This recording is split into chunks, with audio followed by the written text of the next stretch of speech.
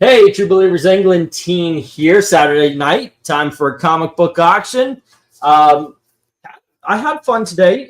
It was weird. We're going to talk about that. Going to talk about other things. I'm not going to be able to hear a dang thing. But that being said, let's get this going. We're starting at $1. We're starting late, so I didn't have time for the 50 centers. This is actually, some of these are from Almighty Jack. Bully Wars issue number 2, starting at A. B is number 3. C is 4. D is 5. We've got a book called The Dark Guard, and this is from Marvel UK. That's issue number 1. On the bottom row, we've got issue number 22 of the Guardians of the Galaxy, issue number 52 of Punisher War Journal, Sovereign 7, number 14, and Annual number 2. And then we have Green Lantern. Now, this is issue 104. It's Green Lantern, Green Arrow, and the reason why it's in the dollar bin is you may notice that Green Lantern's missing a foot down there on the bottom. That being said, bidding begins at $1 each as soon as LK says go. That's not the Liefeld variant? Yeah, this is going to suck. Hold on, just maybe I could put the... Okay, so are the jokes. I know, right? Okay, hold on. I see there's You are making them. Okay, see if I can I hear you guys. Something I didn't think so. Hey, I can hear you. Yay. Oh, that's good. Yeah. What is Eric Breen's morning routine? Well, I assume he tells whatever woman he has in his bed to get out or mow his lawn. And then he basically owns the town. Am I close? I'm guessing he's going to end up being closer, unfortunately, but thank you.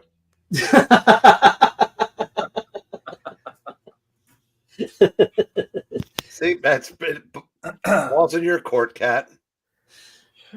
Is it? No. Hey, how about those books? I know. Okay, so let's see. We have Sovereign 7. That's Chris Claremont after the after he got kicked off X-Men. Yep.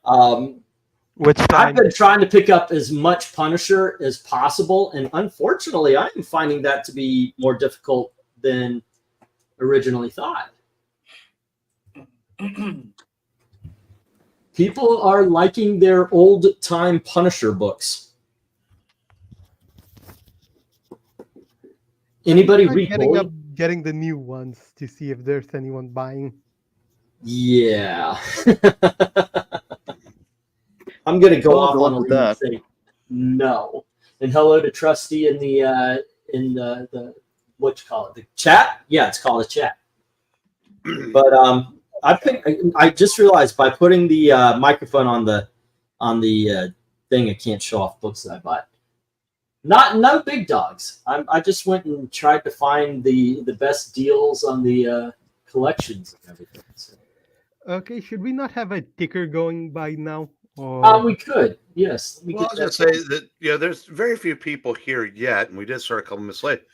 Yeah, so I don't know if you want to leave us round up for a few minutes and just BS for a couple minutes while people filter in. Sure. But yeah, I said that's. I am A-okay with that, sir. Yeah, let's give the opportunity for all 6 people to show up. Well, maybe there you go. See, and to discount the fact that Dominic is here with us, we'll just say that keeping this lot open is why it's sold. Yes, there you go. Yes, and thank you to Dominic. You're welcome. So I went to my first Comicon in Indiana. It's the Muncie Comicon. Me and Elizabeth went, and we at first we saw it was going to be small, and then we went to a comic shop, and they did. Oh no, it's big. It's pretty good. And we got there. It is literally 2 aisles. We went up, we went down, we saw everything in about 6 minutes, and I'm thinking that is $12 well spent. Yeah, or 24 because I paid for Elizabeth. And Elizabeth wanted to leave immediately. But I was like, I'm here to go through some books. I should have just took her home, dropped her off, and come back. But it really was just a small freaking Comic-Con. And couple of booths where I go, we only take cash. We only take cash. So I did end up taking Elizabeth home. And on my way back, I used my card to bring cash out. And it said, the bank will not allow this. And I was like, well, that sucks. So I went to the Comicon and I spent about 2 hours looking through this guy's books. Awesome stuff. LK, I had a pile of fucking Film Force. Oh, nice. I had a pile of freaking Flare. I had Film Force in AC that I had not seen before. It was this long titled Film Force blah, blah, blah, yada, yada stuff. And I was so freaking excited because I'm like, fuck this. This is I'm a rich man now. I'm going to be putting these in tonight. And my card kept getting declined because those bastards. This guy was going to take card because I tried to take money out from a gas station I never was at before. My bank put a hold on the fucking card. 2 hours going through this. And it wasn't just the Film Force. They had a lot of Whitman and a lot of Gold Key, Disney, Bugs Bunny, Harvey. There was some Richie Rich, a ton of art. I had, it was just such a beautiful collection. 140 freaking books. And yeah, couldn't get them. I was hacked off, man. That's a lot of looking for nothing. Oh, that's rough. That is a sad story. Yes, but I did end up at one of the booths. The first booth I started, it's one of those also, man. I wish I went to the last booth first. I still got some good books. Some of them are in the auction tonight. I didn't get to show them off. I didn't get to show off the new big dogs because they came in today. I might do that in just a sec to let you guys see what's coming in. Is there? Otherwise, it was a good. I mean, I found this guy's like if you pay cash, they're 50 cents each, and I looked through and went, holy shit, these are good books. These are $2, $3, sometimes in some cases $5 books. Didn't find any big dogs, but it's still pretty cool. Still pretty cool. So did you get the name of the guy that had all the Film Force and Flare? You know what? He actually said, I'm going to be in Indianapolis next week at another show. And I said, really? And he says, yeah, I'll hold him aside for you because he was there for it, man. We were talking. We actually hit it off. And he saw me sitting there for 2 hours looking through his book. So he said, I'll hold these, if you promise to come up. I said, you know what? I now have a reason to go to Indianapolis. So Aside from the Indianapolis 5000. That's if my mother says she's going to come up and visit. I think she's coming up for that. Yeah, I know she's not going to travel all this way just to see me. So yeah. Next weekend you should be okay because I don't think qualifying's next weekend. I think it's the weekend after. So Also, yeah, I got some speaking of a Daredevils. lot of work. Speaking of a lot of work for nothing, is there a Wheel of Misfortune tonight? There is, sir, and thank you. Every $10. Oh, by the way, I am stepping up. Some of the books that are not here yet, but I used. There was a big sale last week. Thank you very much to Darkness Comes. I used some of that money to get the next 3 or 4 weeks worth of giveaways. Tonight's giveaway from we've got the Valkyrie Airfighter comics. Sweet. These it says right here from 1943. These stories are. yeah, it's a reprint of the old Airboy. Yeah, the old Airboy from the Golden Age.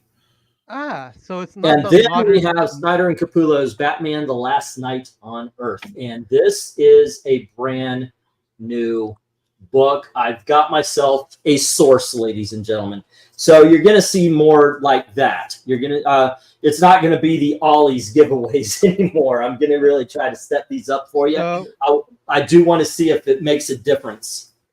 So those are that one is the 1940s Airboy. Yeah. Didn't they do a revival? Yeah, they did in the 80s. Yep. Yeah, Chuck Dixon, I believe. But Yeah. every $10 gets you on the board right now. Dominic is on the board with 1 entry. And you get one. If we get 10 people on that board, I'm giving away both books. And yeah, there we go. I think I'm gonna feed the flea market. So if a book isn't taken after a little bit, it's gonna go into my flea market. But oh my goodness, I've got Dick Tracy, True Hearts and Tommy Guns coming up as a giveaway. Let me see if I can't get a little list of the books I've got coming up as giveaways to hopefully get you guys interested in I thought it'd coming be back like for every 15. what? I thought the new rule was every $15 gets you on the board because Biden. Oh yeah, I did say that, didn't I? Well, today it's 10 because that's how I announced it, and that's what I'm used to.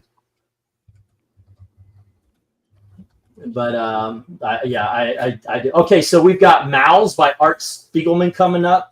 Freedom Fighters by Robert Venditti. The Secret History of Wonder Woman. It's a story. It's a book about the Wonder Woman comic.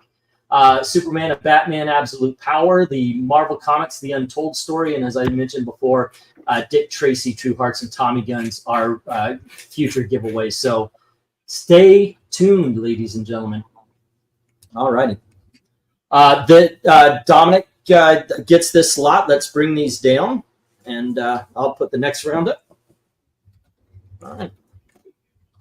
Zoink, got the Bully Wars. Some Dark Guard. Well, it's got Death's Head. I guess it's a group. It's a team up of all of the. Dark Guard was a crossover. It's tail end of Marvel UK. More of that, and the Green Lantern, Green Arrow. Okie dokie, artichokes. Okay. Yeah. Yeah, the sad part of that story there that he didn't tell you was 5 minutes later, the stack of 2, 3, 4, 5, 6, 7, 8. That's right, 9, and 10. The stack of All right, so You can always just next up we have Guardians of the Galaxy, issue number 7. And we have issue number 8. We're gonna. These are probably $2 books. Here's issue number 10,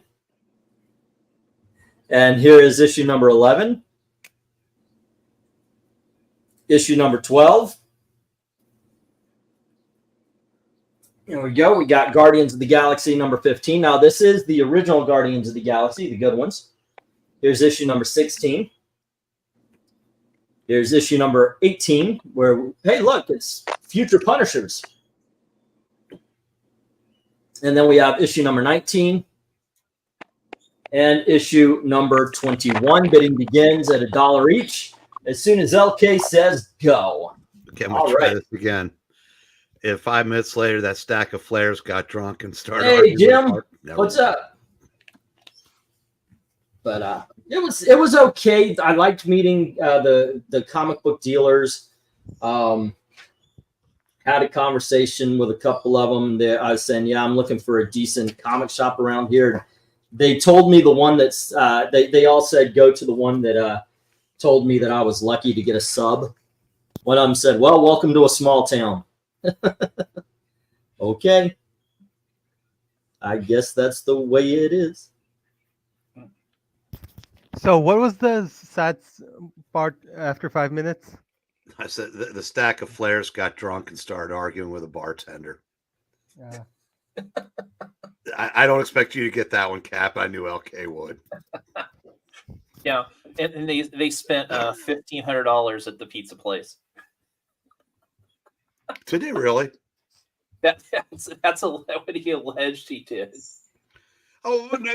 When I worked at this hotel and where I live now, we had a restaurant on property called the Gatehouse, and when the wrestlers were in town, they would slice each other open to wait on Ric Flair because he would spend thousands and tip hundreds. Yeah, he's also 74 years old and really needs to stop drinking. Yeah. Well. So did you see the video? Yes. Yeah. It's sad. I mean, but I said,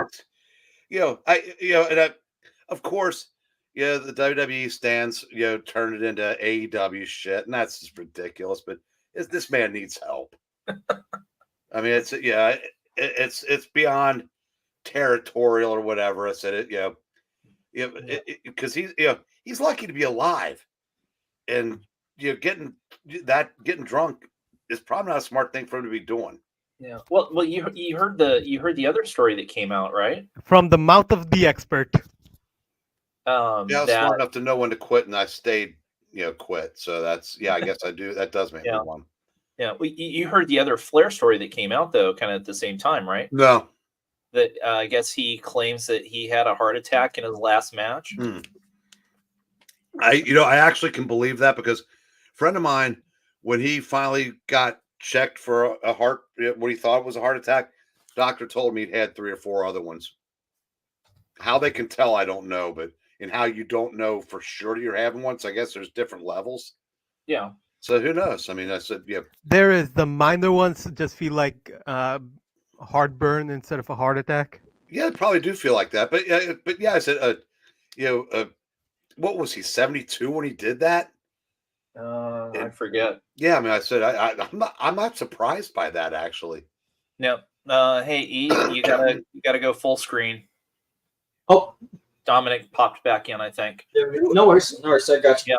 Thank you. So, what's your avatar, LK? What? What is your avatar? Oh, that's Warren Ellis.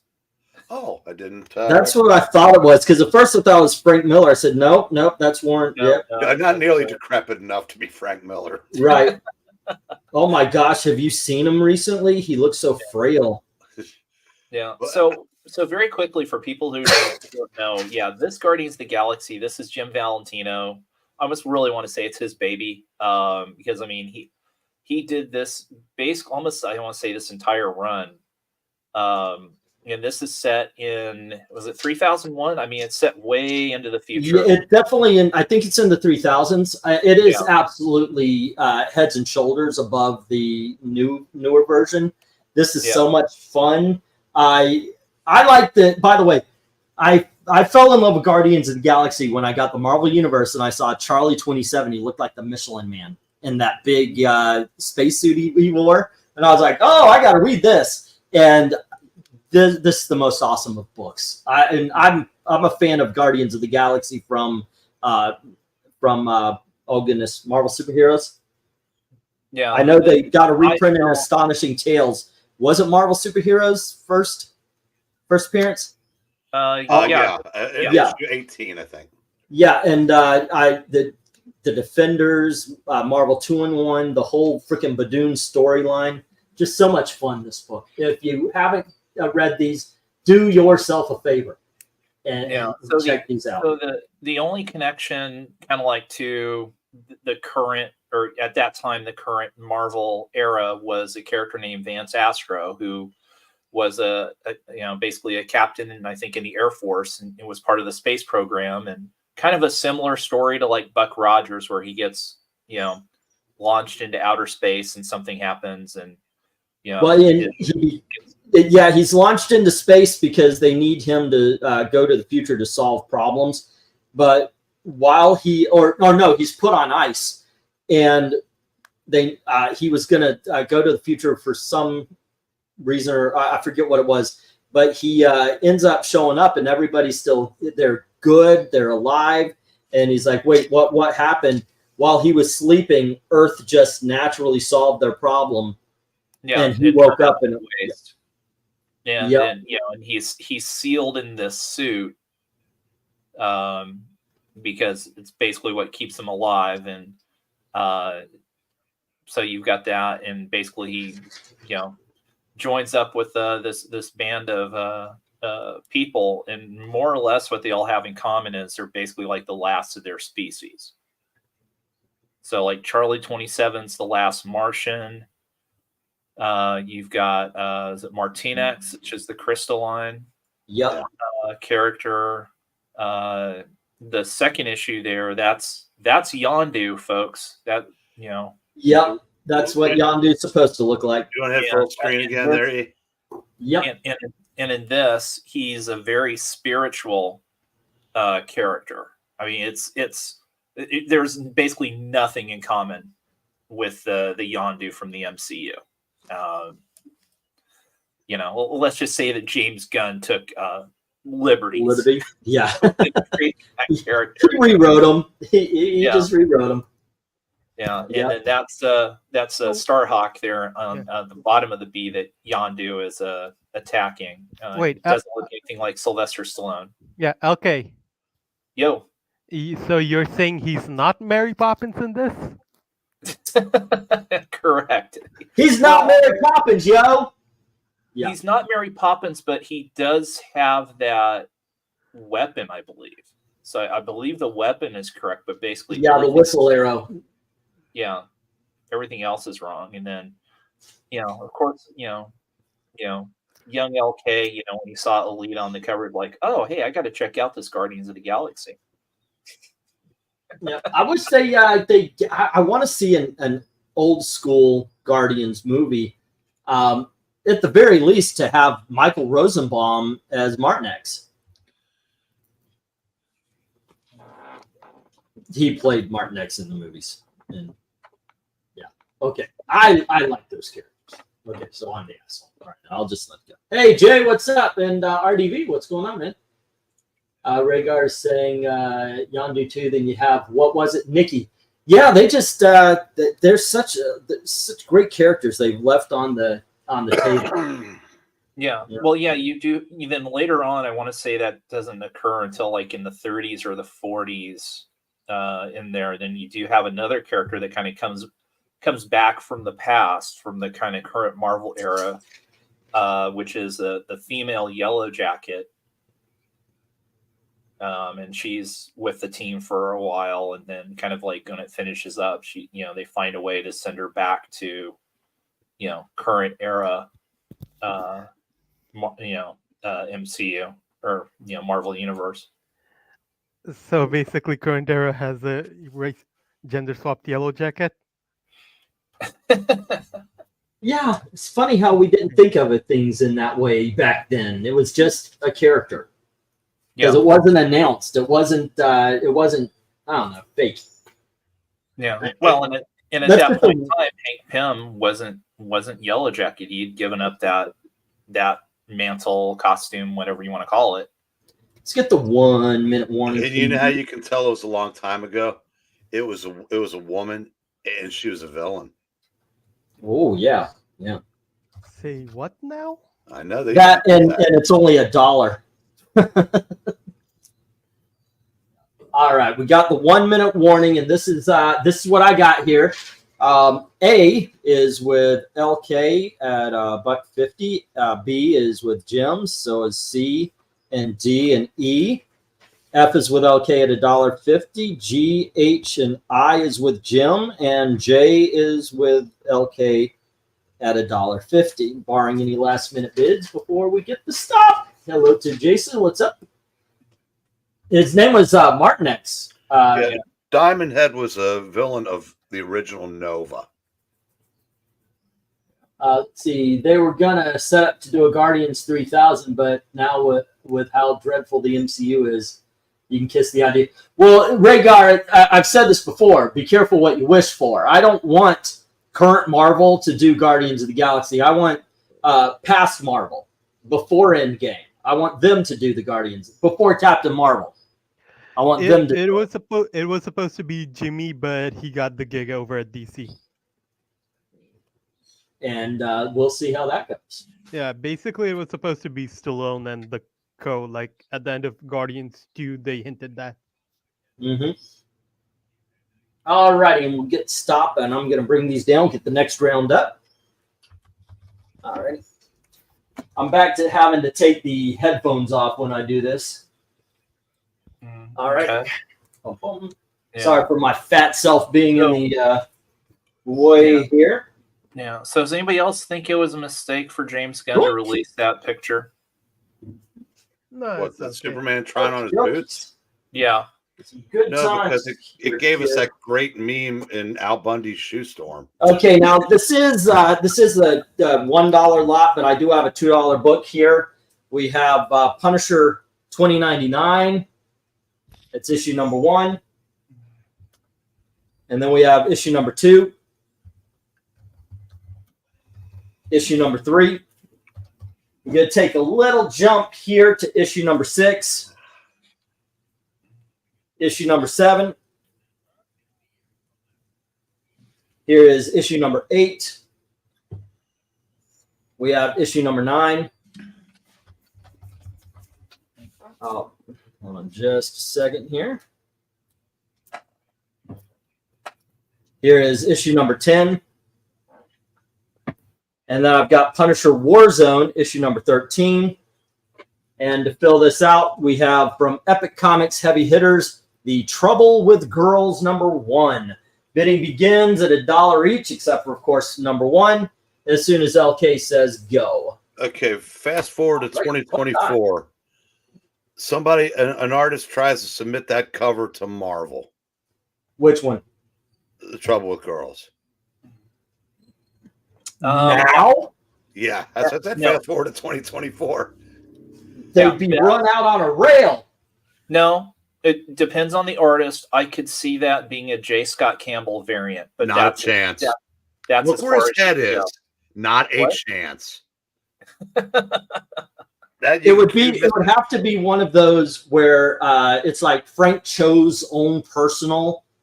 You know how they buy the right to make a variant cover. It would have to be somebody's personal account and personal sale now. Yeah. Yeah. No, that's basically what J. Scott Campbell's doing. It's so funny since I purchased that Ultimate Spidey number 4 cover.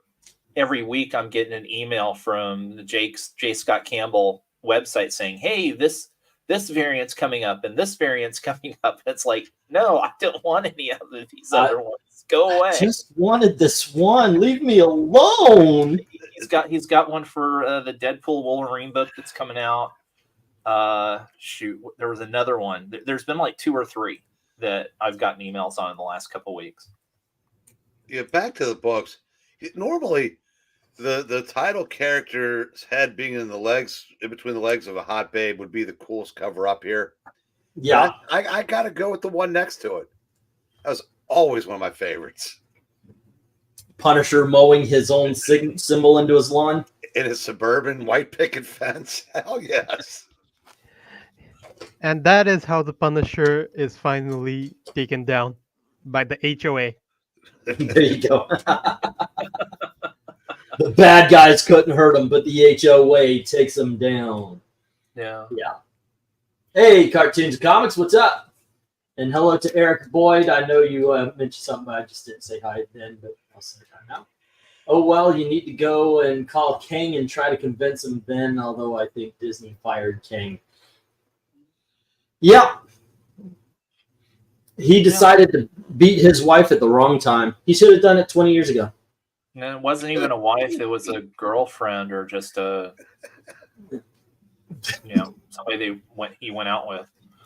I would recommend people give the Punisher 2099 a try. It was a decent book, back in the day, and the idea of the Punisher 2099 actually fit, because it was kind of a, more of a dystopian type future, a little darker, a little grittier than the normal Marvel universe. I don't remember exactly how the guy came about because it's not Frank Castle, so it's Obviously. Jake Gallows, he discovered Frank Castle's journal. okay. Yeah, because I His read war journals? Yes, his war journal. Yeah. Yes. He discovered the other one. It was in a leather-bound Holly Hobby journal. And it was, these are my feelings. Yeah. From 2024. Yeah, but it was a good book. I mean, of course, it kind of towards the end of the short run there, as you can see, like in the one well before the camera went pixelated, they did start trying to do let's use this name and Jigsaw 2099, but they were not nearly as obvious and blatant as they have been in this recent 2099 reboot, re-release. That why on God's green earth you would give Steve Orlando an entire imprint basically is beyond me. But Why? The same reason why you give him the Boris Karloff's, Tales of Mystery relaunch. Yeah. But because if you looked at those, they've started putting in, oh, this person's Electra 2099 and this person's this. It's like that makes no sense. Just picking names out of thin air. Just because jingle the keys. It's just stupid. It just tells you that people in 2099 have no imagination. Let's just steal the names of the past instead of coming up with our own. Well, alrighty, Dominic owns the board. I would argue that's pretty close to most of the writers and creators in 2024.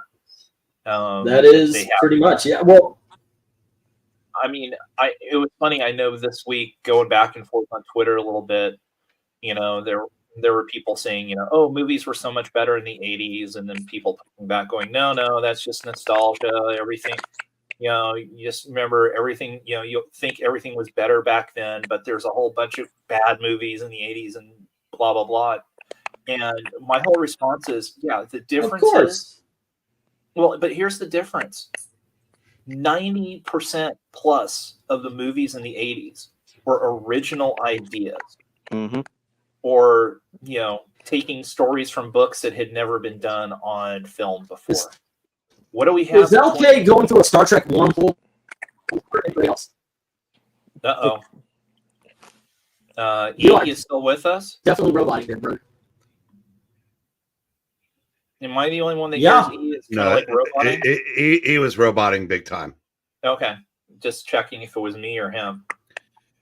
But versus now, 80% of the movies in 2024 are remakes, reboots, sequels, revivals. Yeah. Well, here's the other thing that your boy Aaron Sparrow screen capped something the other day from this guy named Crash Sheridan that said, I'd love to see Marvel bring back the summer annuals with the storyline that runs through it. And Aaron said that's a great idea, but it could never work because there's too many hacks now. And this guy's response was, "What hacks? Comics have never been better." Now, that's about how hard I laugh too. I think you find if anybody's saying that that the movies are better now, it's political and they're leftists. Because that's the only way you could say that and pass a lie detector test is if your ideology won't allow another way of thinking. All right. Yeah. We got the 1 minute warning. Dominic has the board right now. Like literally everything. $2 on the Punisher 2099 number $1 and everything else. I'm more in the mindset of let's get this down. We'll get the next round up. Yeah, they're killing Jerry Seinfeld on. Yeah, the wokes are attacking him, saying he's yelling at the clouds and he's wrong. It's just the comedy's evolved. Yeah, it's evolved into unfunny. You can only make fun of straight white men. Yeah. Well, did you know that Jerry Seinfeld has a new movie out? No. It's on Netflix called Unfrosted. There you go. It is this bonkers. I watched the trailer because I was watching something else on Netflix and it popped up. I'm like, okay. And it's this insane bonkers movie about the race to create the first breakfast pastry between Post and Kellogg's. And so basically it's a movie about making the Pop-Tart. Oh, okay. I did hear about that. Heard they got the guys from Mad Men. Oh, it's got like 30 plus comedy. Okay, kids, we got the $2 books here, and we're going to start off once again. I've got a higher price book in the front, but we've got X-Men number 1. This is the wraparound Jim Lee cover, and then we've got issue number 3, and then we have issue number. We're going to jump a little bit to issue number 14, and we have issue number 15. And here we have issue number 17. There you go. Here is issue number 18. Issue number 19. That's my sexy, sexy leg right there. Here is issue number 21. Next up, issue number 26. And issue number 27. Bidding begins at $2 each as soon as LK says go. Also, let me reiterate, we have our winner's wheel tonight. Every $10 gets you a spot on the wheel. You could either win this awesome Valkyrie reprint trade paperback. All trade paperbacks are reprint. That's a dumbass statement. But this reprints from 1943, the Airboy stories. And then we've got Snyder and Capullo's Batman, The Last Night on Earth. All right. Every $10 gets you a spot on the wheel, meaning if you spend 20, that's 2. There you go. And every 10 people on the wheel, that's another book to give away. Spiffy, there's got to be a better way to spend $85. Say again? Nothing, sir. No, I heard you say $5. It just, No. I said there's got to be a better way to spend $85. Oh, I see. On the sexy, sexy leg. Wow, I have never been offered that much, even under the bridge. You take away the 8, and that's about how much I make every interaction under the bridge. So yeah. Times Before or after dips? You know what? You're just hurtful. Okay, don't be hurtful. Don't be that guy. That's just after. No. Okay, so Eric, how long did Claremont and Lee last on X-Men? A couple issues. Because I think what happened was Jim Lee got Claremont run all together, and he took over, and then he was gone within a year after that. Because I know that it's somewhere in the I think Lee was gone after about 12 issues, and then it was Fabian Nicieza took over the writing, and one of the Kuberts took over the art. Correct. And it was Andy Kubert. Yeah, Andy Adam, 220, 221, whatever it takes. I know that reference. Well, you should, because I used it on you about 6 times in chat before I met you, before you acknowledged where it's from. Anyway, but I will say that I've read a handful of these X-Men recently. I like them. I will actually I'm actually looking for these issues. I mean, the ones I haven't found were, by the same token, at this time I was completely finished with Uncanny. I mean, I've no desire to go back and read those again, I should say. But these I like. Of the same time period, or because this time period, because X-Men Uncanny was like pushing 300 by then.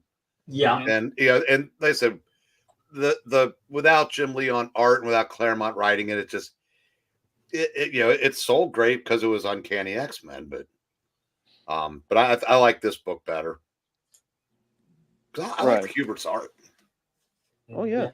Good stuff. Good stuff. However, also John Byrne, he took over Uncanny X-Men after Claremont left.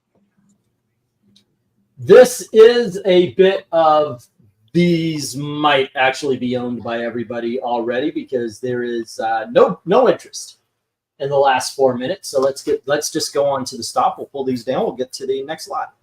I mean, these are the one and okay. Dominic put a bit on everything as I was saying that. So. Yeah, all right. Then again, these are the 1 in 1,000 variants, as in the first issue. For every 1,000 person on Earth, there's a book on. So I was just looking. So yeah, so Claremont did the first 3, then yes. John Byrne came on for 4 and 5, and did he do 6? No, 4 and 5, and then Scott Lobdell came on. Yep. And was the writer for a good period of time, and then Fabian Nicieza came on, and actually Art T. Bear did some penciling in the teens. And I forgot whether it was issue 7 or 8, but 7 or 8 is a good issue for Psylocke fans. Yep. Let's see, that would be well, first appearance of Belladonna is in issue 8. I think that is the one. It's the one with the picnic. Hey, Rhaegar, if you're not going to get Disney Plus and you want to watch X-Men 97, I suggest you go on one of their better rides, the Pirates of the Caribbean, and take notes. Take notes from that. Yeah. The all-female version? Oh my gosh. You know what? Don't get me started on fucking Pirates of the Caribbean. You know, that opened a wound right there. Hold on, let me get these down. We'll get the next round up. Well, I hope you didn't. Dominic's I hope got you didn't four. skin that knee because Spiffy just bought it. Yeah, he owns it now, so better take good care of it. I was gonna say no. I don't know if you saw Zach and I going back and forth a little bit on X this week after it came out how poorly X-Men 97's doing, because it's not showing in the Nielsen's, it's not showing in any other kind of like Okay, metric. kids. Yeah, next up, we have Tales of the Legion of Superheroes. This is annual number 4. There you go. And then we have Legion of Superheroes 0. Zero From the hour. mind and the pen of Rob Liefeld, we have Goddessy, the photo variant. I believe that's Evangeline. and Next up, Glory. I know somebody bought Yes, that's Atari correct. Force last week, but here's the first issue. There we go. Trusty, if you're out there. Next up, this is one of what was supposed to be a big dog. I did not look at the condition as well. This just came in today, and I was like, God dang, I need to check better. I was just excited for, okay, I'm going to get more Atom. Yeah, so this is issue number 24 of the Atom. Go checks, guys. Next up, we have Doom Patrol, issue number 11. Yeah, Paul Kupperberg. And then we have Doom Patrol, issue number 13. And then we have Doom Patrol, issue number 14. Here's Doom Patrol, issue number 17. And just to fill out this lot, we have Battle of the Planets. And this is the Jason specific issue. Bidding begins at $2 each as soon as LK says go. Okay, so that Doom Patrol 13, is that an homage cover? Yes, to a cover that came out like, what, 5 months before? But yeah, that's obviously they're homaging the Justice League where Batman one punches Guy Gardner. Yeah, well, where guys being held back on the cover. Right, yeah. Yes. Wow, there you go. Jim Sorensen, $2 on A and C. He's going for Goddessy. All right. Is Adam missing pages? No. Yeah, you could have gotten more than 2 for that start. Yeah. Well, hopefully it'll finish it more. You're a than 2. nice guy. I try to be, sir. I do. I try to be. Yeah. I am losing money on this book at this point, but it is what it is. It is what it is. Oh wait, are we in the $3 or are we in the? You said 2. Oh shit! These are the $3. Oh well. Nope, we're starting at 2. That's what I said. Okay. Oh whoops! All right. No. Let's see. Okay.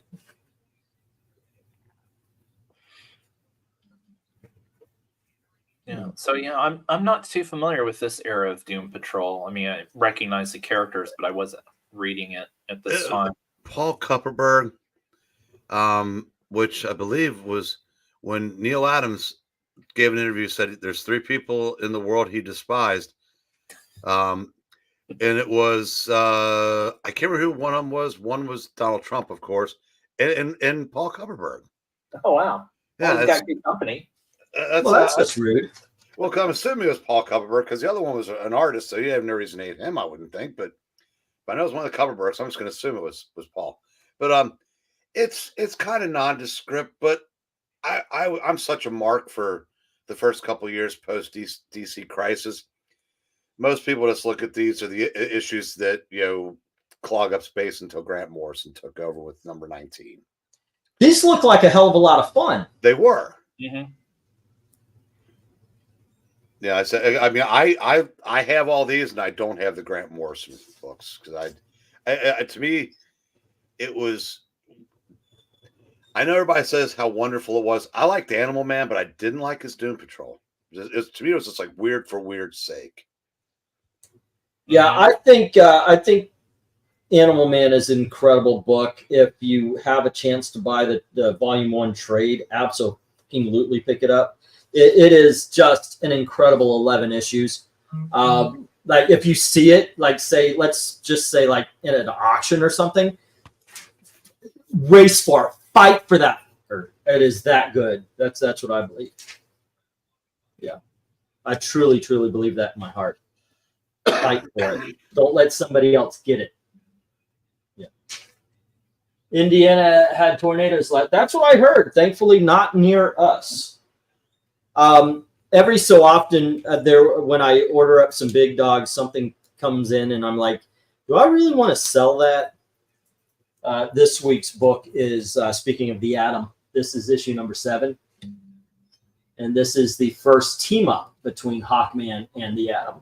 Of course, they issue, what was it, 35, 36, 39? Yeah, it becomes Atom and Hawkman in the title. But yeah, this is their first team up, and yeah, I don't know if I want to sell that one. Yeah, that was the original Power Man and Iron Fist. Right. 3, 4, 5, 6. Except for that one lasted 8 issues. Power Man and Iron Fist lasted 476.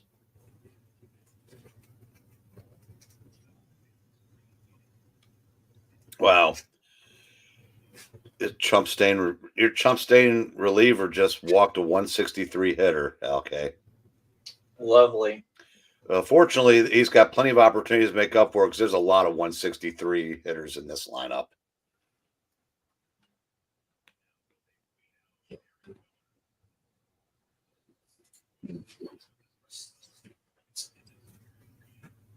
Two, 8.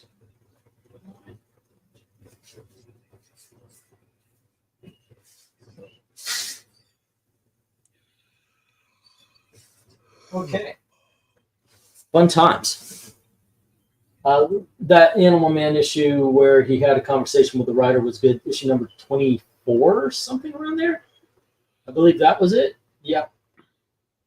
Let's see. We had $2 from Jim on A and C, $2 for the rest from Dominic. That was 9:05. It's 9:10. Let's get the 1 minute warning. Okay, what are all these things in the stands at this game? You mean people? Is that what they are? I assume so. Because when I watch the Reds at home, I see a lot of things that look like seats. I mean, you haven't watched an A's game then, have you? I know, but I came close. I watched a UFL game.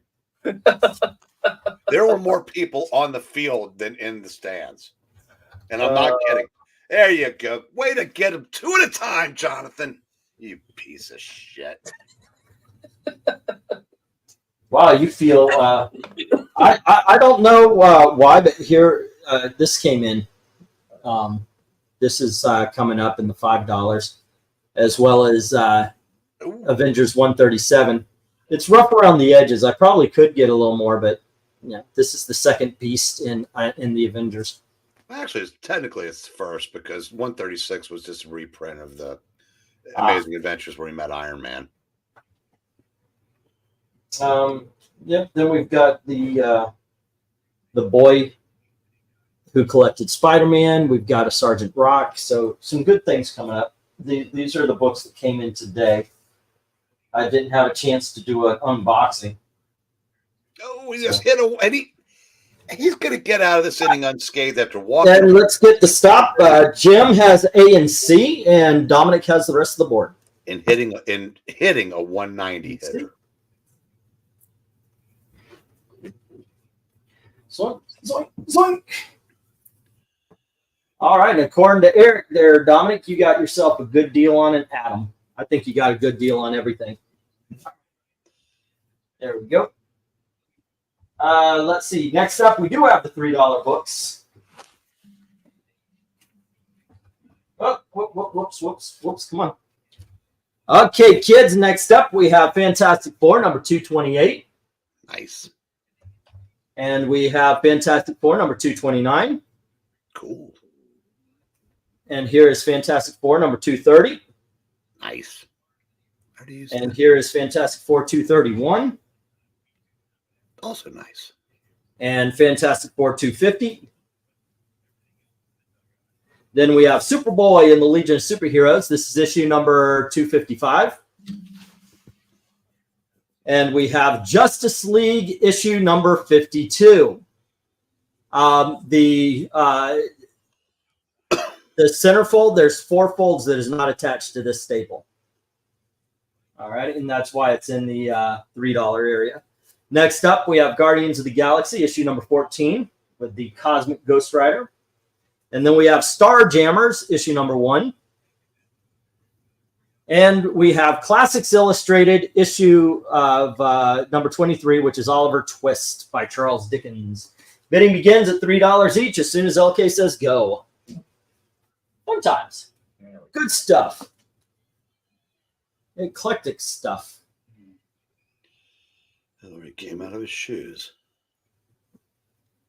Hillary did what with her shoes? No, I said he came out of his shoes. Well, yeah, if you come in them, you can't really wear them until you clean them out. And that's kind of gross. Swung a little hard. And he did it again because, one thing baseball players don't do anymore is adjust their swings. I think that went out with the complete game. Yeah, I mean, they just swing for the fences every. Hey, did you see that? The idea. Did you see the bestest pitcher ever's debut today? That Paul Skeens. Well, I heard he had a decent outing. He lasted 4 innings, and had to come out of the game due to an elevated pitch count. No, he threw a bunch of pitches 100 miles an hour and struck out 7. So everybody's slurping it like he did something. Pulled with 4+. Just like JD Martinez, my new favorite player, homered with 2 outs in the 9th to break up a 3-man no-hitter. And yes, I'm going to go yell at some clouds now. Is this the baseball version of "Don't touch the quarterback ever" in NFL? No, it's the baseball. Ever since someone started tracking pitches, pitchers get hurt way more often.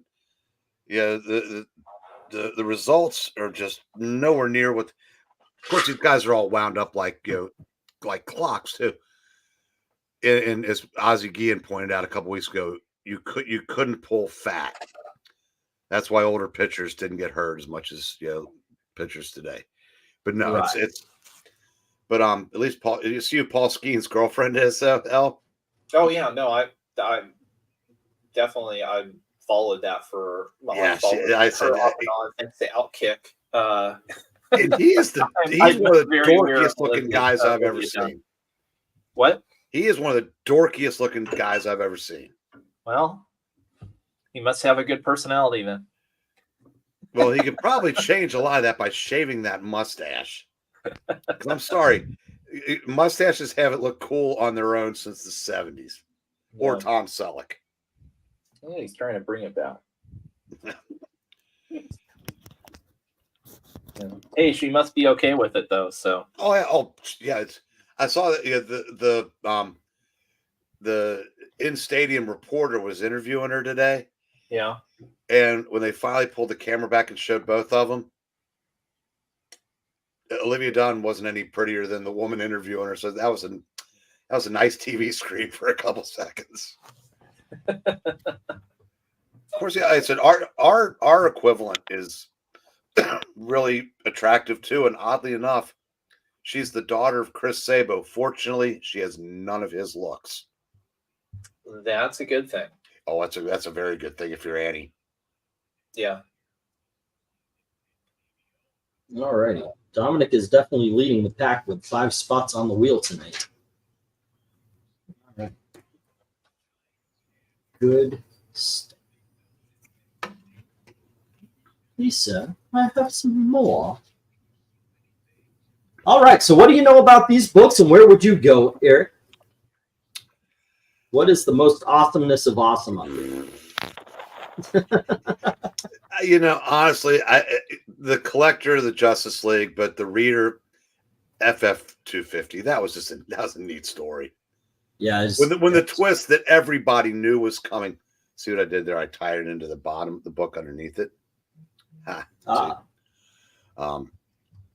No, so everybody knew that they were Skrulls, but it was still neat the way they revealed it. All right. How about you, LK? What's what catches your eye?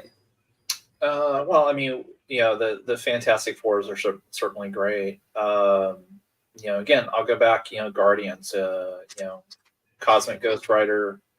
Again, fun story. Confronting the Guardians. Good stuff. How about you, Evil Black Cat? Do you have a dog in this particular hunt? Might look into the Justice League or that one book where Ghost Rider is pretending to be Skeletor. There you go.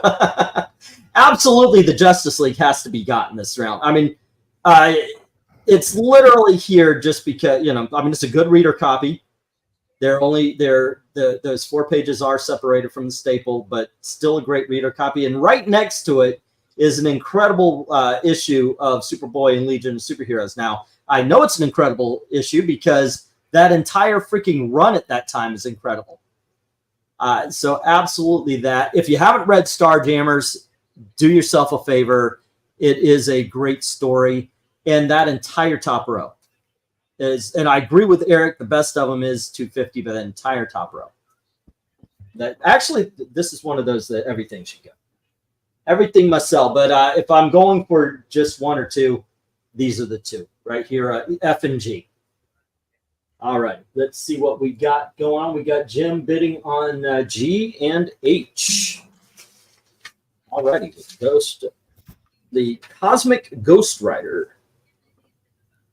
Yeah. So Rhaegar, in this case, though, she's actually making a hell of a lot more money than he is. For the moment.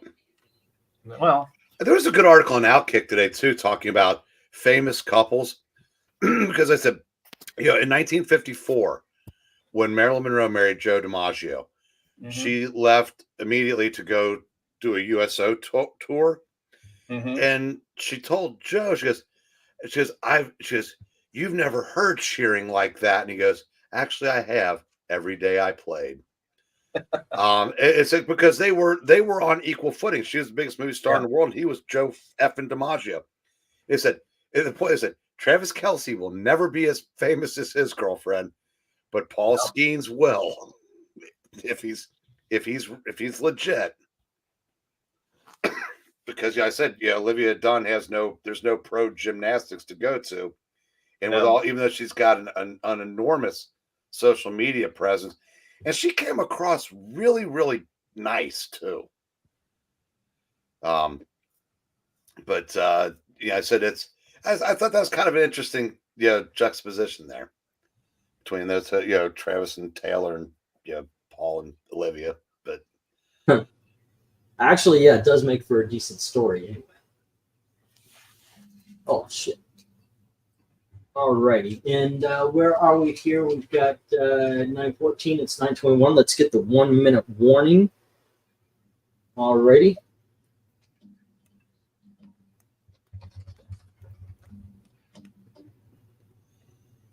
That is issue 14 of the Guardians of the Galaxy. Jim has G and H, Justice League 52, and Guardians of the Galaxy number 14. Alrighty. And Dominic has the rest of the board. If Vezerin, if you're listening in, I've got you at 143 right now. Okay, to start.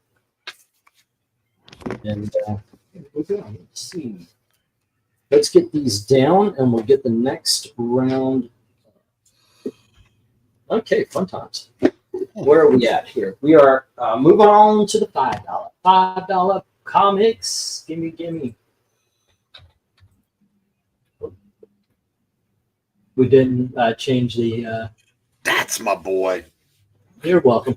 11 pitches to load the bases. That's my bullpen. Good. And we got the stop. All right.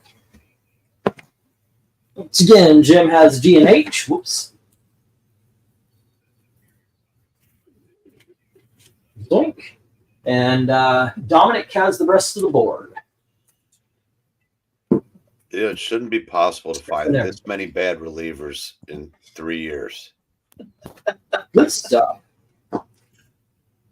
Oh God, Breen, you Actually, do have fun, by the way. you and my dad would work together so well. As well. Let's see. We got 1, 2, 3, 4, 5, 6, 7, 8, 9, and 10. Okay, now I didn't get what I wanted today. However, last week I did get Legion of Superheroes, issue number 263. And then I also got Darker Image. This is the first appearance of the Max. It is in its polybag. And then we did get Sultry Teenage Super Foxes, issue number 1.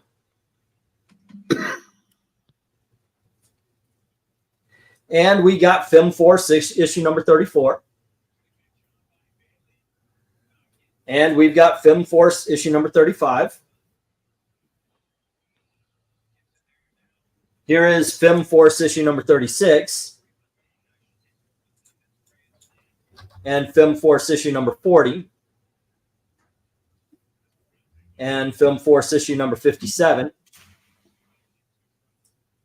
And Film Force, issue number 85. And Film Force, issue number 86. There you go. Bidding begins at $5 each as soon as OK says go. Hold on a sec. I'm still writing stuff down here. Let's see. That one. Although it's funny though, I mean, of all the ones on there, you've got a few that I already have. Okay. Well, hopefully somebody else is interested in Film Force. I pick them up anytime now because the aftermarket for Film Force is very good. Yeah. So anytime I can get them, I pick them up now. You have trained me well, sir. Ah. I picked it. Oh, LK likes this, and then I looked them up on eBay. Was like, holy shit, serious? Yeah, they're serious. So you had 5 of the 7, L? What's that? You have 5 of the 7 already? Well, I'm still kind of going through. I definitely have D, F, and H. I'm looking at the other ones here. I'm trying to think. Because what numbers did you say? Okay. What are I and J? I is 85 and J is 86. Oh, 85 and 86. Okay. Well, I shouldn't, but you should, sir. I completely disagree with you. You absolutely should. Yeah. Otherwise, I highly recommend somebody to go after the other 3. I know 57, I think, is part of the Capricorn Chronicles. Good Lord, you can even go inside the numbers on storylines? A little bit. You can do that with damn near every Marvel. I know. 35, 36 were, I think, all storyline. Yeah, No, but I like Dean is them. realizing LK buys it for the stories as well as the art. No, I don't believe that. I just think he probably has some kind of like a photogenic memory. But I actually have a lot of Fem Force and I like the book, but I just it's fun and it's better than you would think, given just by looking at the covers that they're actually stories too. That's how I feel about Xenoscope. I've always been surprised that they pay attention to story and it's not just cheesecake. I mean, obviously they're selling it on the cheesecake covers, but still, Well, but Film Force is the same. FemForce always like, you know, with a wink, you know. So that's it's these are some good.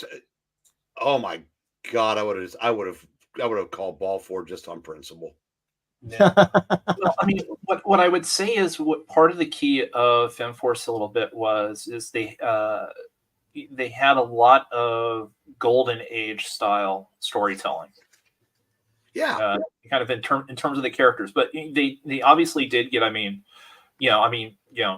Characters die, bad stuff happens. There's a storyline where, basically this, the child of one of the main characters gets killed. And it's a brutal storyline. But there's also, a decent amount of humor, especially when it usually revolves around Sin, the lady, originally called the Lady of LSD. Because she has kind of these reality warping powers. But she's also, at times, she seems like mostly she's a bit of an airhead, but then she gets these moments of clarity where she's like brilliant. So we've moved on to talking about the Lady of LSU to the Lady of LSD. Nice. Oh yeah, no, FemForce is still, Dominic, FemForce is still kind of chugging along. It's kind of remarkable. And it's funny, actually, the other day I was looking at one of the Golden Age reprints, and it's something I would love to ask one of the creators or employees of AC Comics back in the 80s, because there are multiple issues where they've got an ad in there saying they're the US Air is the official airline of AC Comics. And I would love to know, what exactly all went with that, ad deal. First off, was it like a real ad deal, or was this something they just threw in because it was US Air was local to Florida? Was there a Mile High Club involving models dressed up as FemForce members? I wish. Just saying. But I mean, it's so funny. It's so funny to look at that, and think about the advertisements that comics used to get and what they look like now.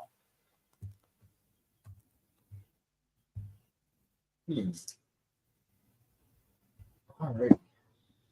What do we got going on here? Just the two. It's been a few. Are you guys still there? Everything went kind of blank. Yeah, I'm still here. Okay, cool. Dominic right on the board again. And let's get these down. We'll get the next round up. It looks like LK has, see if I get this right here, E and G, I and J. And Dominic has the rest of the board. That is correct. All righty. Cool. All righty. And they're all at the beginning bids. Thank you very much, Dominic. You are definitely the big spender tonight. But I certainly appreciate that. And to everybody who helps out here, this is how I'm trying to make a living. And I certainly appreciate you guys helping out the channel through the auction. I've always appreciated that. Of course, super chats are always welcome, but I always like doing the auction because it's not just donations. You're getting some for it. So there you go. All right. One more time, though, let me talk about the winner's wheel. Every $10 gets you on a wheel we spin, so you can win a trade paperback. We've got Valkyrie Airfighter Comics, which reprints Airboy or the Airfighters from 12 to November 43. So maybe that's just one issue right there. And then also you have a chance to win Snyder and Capullo's Batman: The Last Night on Earth. It is a brand new book. I am happy to say I got myself a guy. Alrighty, so one more time. Let's see if I can. I've got it written down here. I'll have to try to remember. Dominic has the Legion of Superheroes, the Darker Image, the Sultry Super Teenage Foxes, and then also Film Force 34. LK has 35. Dominic has issue number 36. LK has issue number 40. Dominic has 57. LK has 85 and 86 here. Alrighty. Correct. Get these down. And next. Yeah. So Rhaegar, yeah. Well, I won't say Broforce is better than FemForce, but Broforce was a fun little video. Next up, we have from October of 1970. Just a couple of months younger than I am. This is Mad Magazine. It says it's issue 158, starring the Peanuts. Somebody did draw a Woodstock right there, but yeah, you're going a mustache on Alfred E. Newman. Next up, we have from the spring of 1971, we have a Mad Special. 16 framed and ready to hang Mad Walnuts. There we go. Next up, let's see, what's next? We have Battlestar Galactica, issue number 1. Mid-grade right there. Okay, and following that, we've got Batgirl 21. Now, this is the variant version. That, frankly, is awesome, in my opinion. I love that art. And then we have Punisher and Captain America, Blood and Glory, prestige format double-size issue by Klaus Janson, D.G. Chichester, Margaret Clark, and John Willingham. Let's see what is on the bottom row here and in what order. We've got the Forever People, and that's issue number 4. And we have the Forever People issue number 8. And here is Sovereign 7 issue number 1. Trust me, you're going to want to get this. There's more to come. But the thing that makes this the $5 issue is the DC Universe, making it a Walmart variant there from back in the day. Those things are so hot right now. And then we've got the Mad Magazine Millennia Edition, reprinting issue number 1 of Mad Magazine. And finally, we have Marvel Tales number 24. This would be higher, but there's a cut right here that goes a couple of pages in, like somebody stabbed it. There we go. All righty, bidding begins at $5 each as soon as LK says go. Okay. Gonna ask the question again, Eric. Yeah, I'm first gonna say that's a pretty darn good Woodstock. Yeah, it is. I mean, it looks like it belongs there. It does. I had to look it up to make sure that it didn't. I did too. I looked at it and I was like, oh, okay. Why isn't he yellow? Everything else is colored in. And then I looked at it, I was like, oh, okay. Somebody drew it in. But hey, it's a Mad Magazine from 1970, the year and just a couple of months after my birth. So awesome. Yeah, I think probably the last two, the Mad Facsimile and the Marvel Tales. Yeah. Exactly. Yeah, I try as I might. I like the Kirby stuff, but if out of the 4, Forever People was 4th in my order. Forever People was Jack Kirby really trying to write the hippie generation. I enjoy it. It is a lot of fun. But hello, fellow kids. I will give that. Wait, didn't he do the Newsboy Legion? Forever People was worse than that? No, I wouldn't say worse. I would say different. I mean, I think he was talking to me. That's why Jimmy Olsen, Mr. Miracle, New Gods, and Forever People. When he went back in 1970, he did those 4 titles initially. Yeah, Newsboy Legion was what, 40s, late 40s. Yep. When he did them, anyway. Yeah. It's a wonderful night for Barbarian, grade on H. Okay, let me check it out. Wow, he just got all of that one. Is that bag or book? Is the back one New 52 or DC Rebirth? I'm gonna say 6.5 to a 6. Actually, I'm gonna go lower on this. I'm gonna go 5.5 to a 6 because there's a couple of abrasions right away I am seeing. So there you go. Yeah, I'm gonna go 5. Is what New 52 a rebirth? Yeah, see that right there? I noticed that, and I've got to go 5 on it, just based on that right there. Oh wait, sorry, that's buttercream, so it's back up to an 8 point. I'm just kidding. Also, yeah, we got it right here as well. Okay, so just based on that, I would go mid-grade 5, and I do try to be harsh with the books because I'd rather have you guys go, oh wow, yeah, it turned out better than worse. I mean, otherwise, sharp corners, except for right here at the top, right here. That really bothers me. Yeah, 5. 5. 5 and 5. Yep. Bum bum bum ba da ba dum ba da dum dum. Oh, actually, Rhaegar, yeah, I just thought of that because I had myself a buttercream eclair for breakfast today. It was really good. Well, I had half of one, and I left it on the counter for when we came back from the show, and I found out we have a sugar ant problem because they owned that donut by the time we got back. All righty. Let's see. We have 5 on F and G from Jim. All righty. So you say you're getting an ant? You're having an ant problem? Yeah, we got sugar ants. Trusty recommended something called Taro to me. Yeah, and I got a couple of them and put them where they were getting in. And for the next couple of weeks, my God, it was like Antapalooza, but they're gone. Huh, Tara.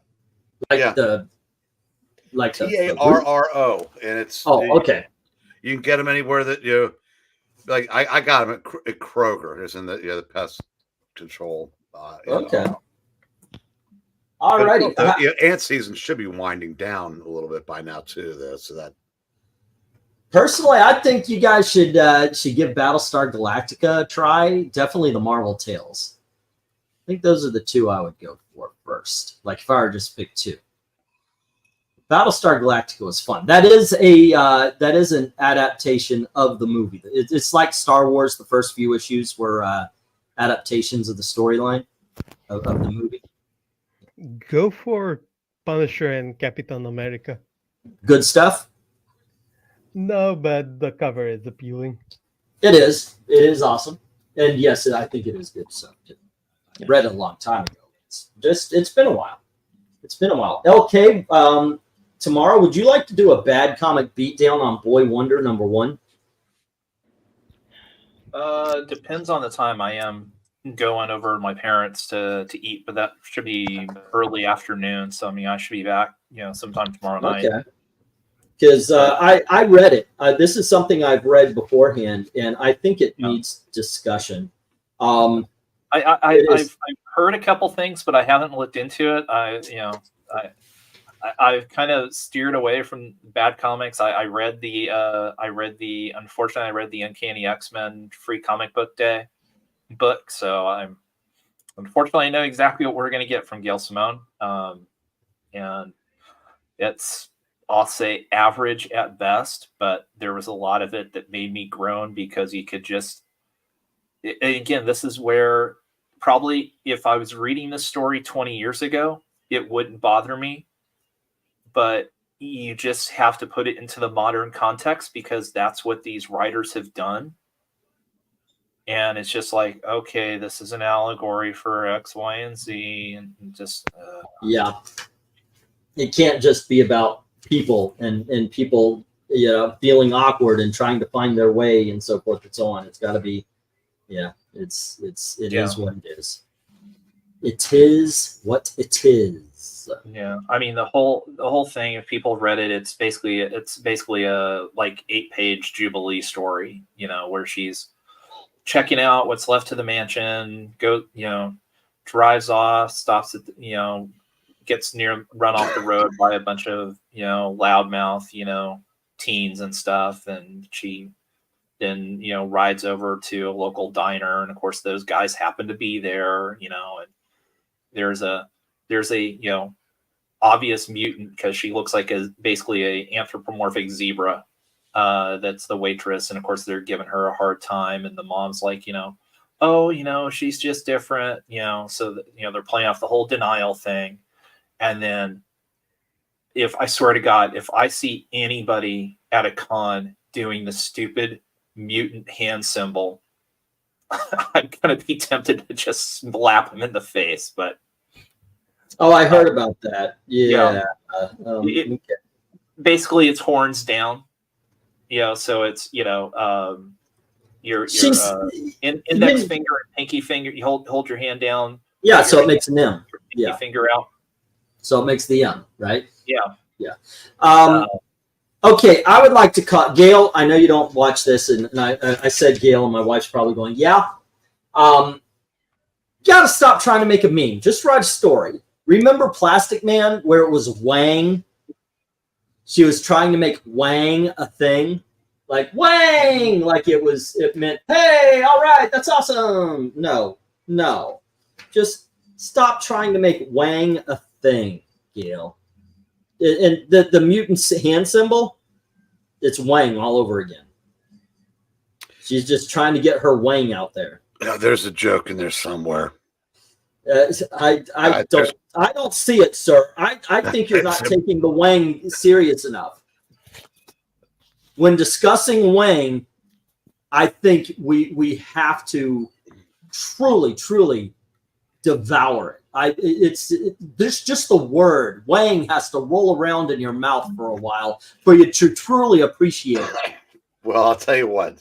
You go ahead and let it roll around in your mouth for a while, and it's almost as if with this subject, with the subject of Wang and Gail Simone's Wang at that, her trying to push Wang into your mouth, it's something that I truly feel damn near offensive. I think it's offensive. She is always trying to force that Wang right into your mouth. And if it's the Wang of the mutants or if it's the Wang of the plastic men, it's all about the Wang with her. I don't get it. Okay, does that mean there's going to be one more minute of this routine? I can go on forever. All right. That being said, we got the 1 minute. Can we have to stop, please? Jim has the Forever People, and it looks like Dominic it's really the Dominic and Jim show tonight, isn't it? Dominic has the rest of the board, and LK comes in occasionally and says, "Hey guys," and then Gail Simone comes in and tries to get her Wang swirling around in her mouth. All right. With that said, let's get these down. Get the next round up. Yeah. Well, so I love the Mad magazines. Yeah, Eric. No According for Battlestar, Batgirl, or the Punisher. Actually, these are the second time for these. One more time, and they're gone. Oh wait, no, it was love. Dominic had everything after that, so I don't know what I'm talking about. Here we go. Dominic has everything except for Forever People. Just gonna let that one go. Yeah. So what cat? See what happens when you have Wang on your mind. Yeah, basically, don't worry. He talks up about Wang a lot, but according to the non-work wife, the main issue lasts about 30 seconds. 2, 3, 4, 5. So you're saying there's never a 1 minute warning involved? There's no 1 minute What a involved. wonderful night for a moon dance. Yeah. Okay, kids. First up, we have. Oh, do I have these right? Yes. The Atom, issue number 21. Nice. And we have Brave and the Bold, issue number 103. Wow, very cool. Here we have Classic Illustrated, Moby Dick by Bill Sienkiewicz. Next up, we have Fantastic Four, issue number 232, first John Byrne. And we have 238, the book that Dr. Doom does not appear in. Next up, we have Firestorm, issue number 4, first appearance of the Hyena. And we have Batman and Superman World's Finest #4. This is the Chew variant. Next up, we have the Avengers 137. And we have Zombie Tramp Origins, issue #1. And finally, we have a book that should be in the big dogs at $8. Oh, well, we have The Demon #5. There we go. Bidding begins as soon as LK says go. All right. And these are still $5 books? Yeah, these are the last of the 5s, and then we're going to go to the big dogs. Although this does look like a big dog lot. This time, I really think I went under on a couple of these. But hey, you know what? There you go. Also, every $10 gets you on the winning wheel, where you could win either Valkyrie Air Fighters or the Last Night on Earth, the Batman book by Snyder and Capullo. Alrighty, we got the start, and right out the gate, Jim says B and H, going for the Brave and the Bold and the Avengers. And Excellent choices.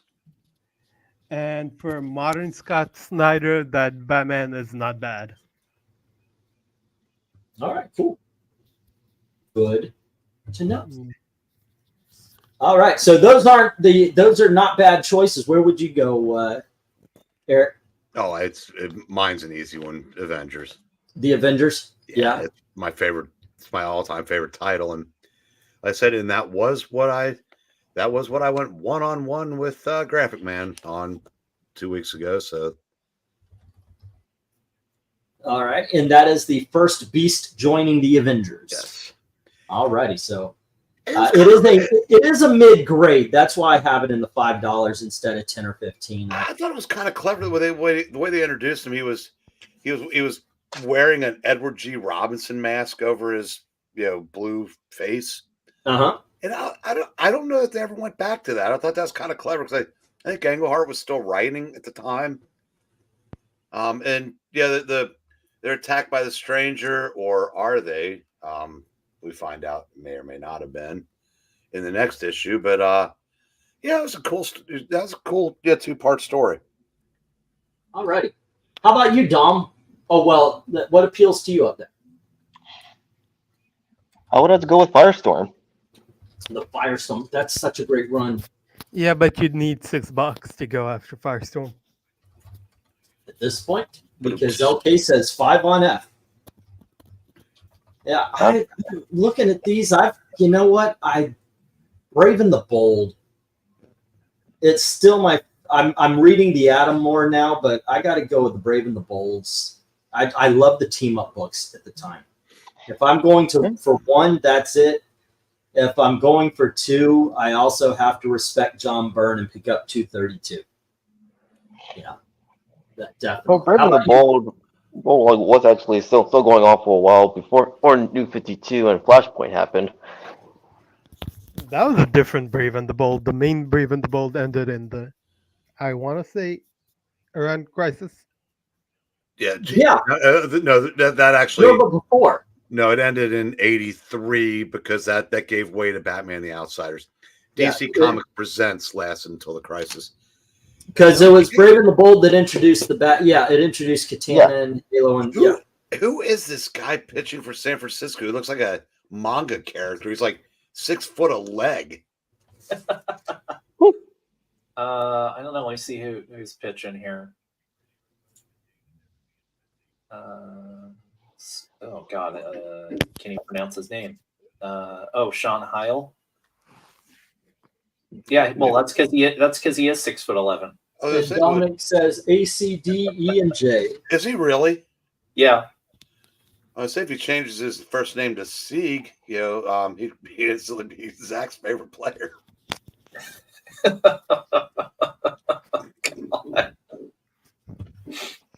Oh, that'll learn him not to be here.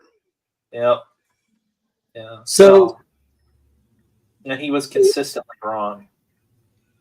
And J. Okay. All righty. Who just got a hit? Give up a single here. Yeah, well, don't worry. Let's get the 1 minute warning. I'm a little bit late tonight, but then again, we started late. But I'm a little bit late on the big dogs. But that is the next thing up. What I have down here is Dominic has A, Jim has B, Adam and then Brave and the Bold. C, the Moby Dick is to Dominic, as well as the Fantastic Four 232 and 238 up there. LK has the Firestorm at F. No Love for the World's Finest.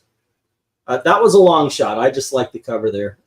Then we've got Jim with the Avengers. No Love for Zombie Tramp for the second week.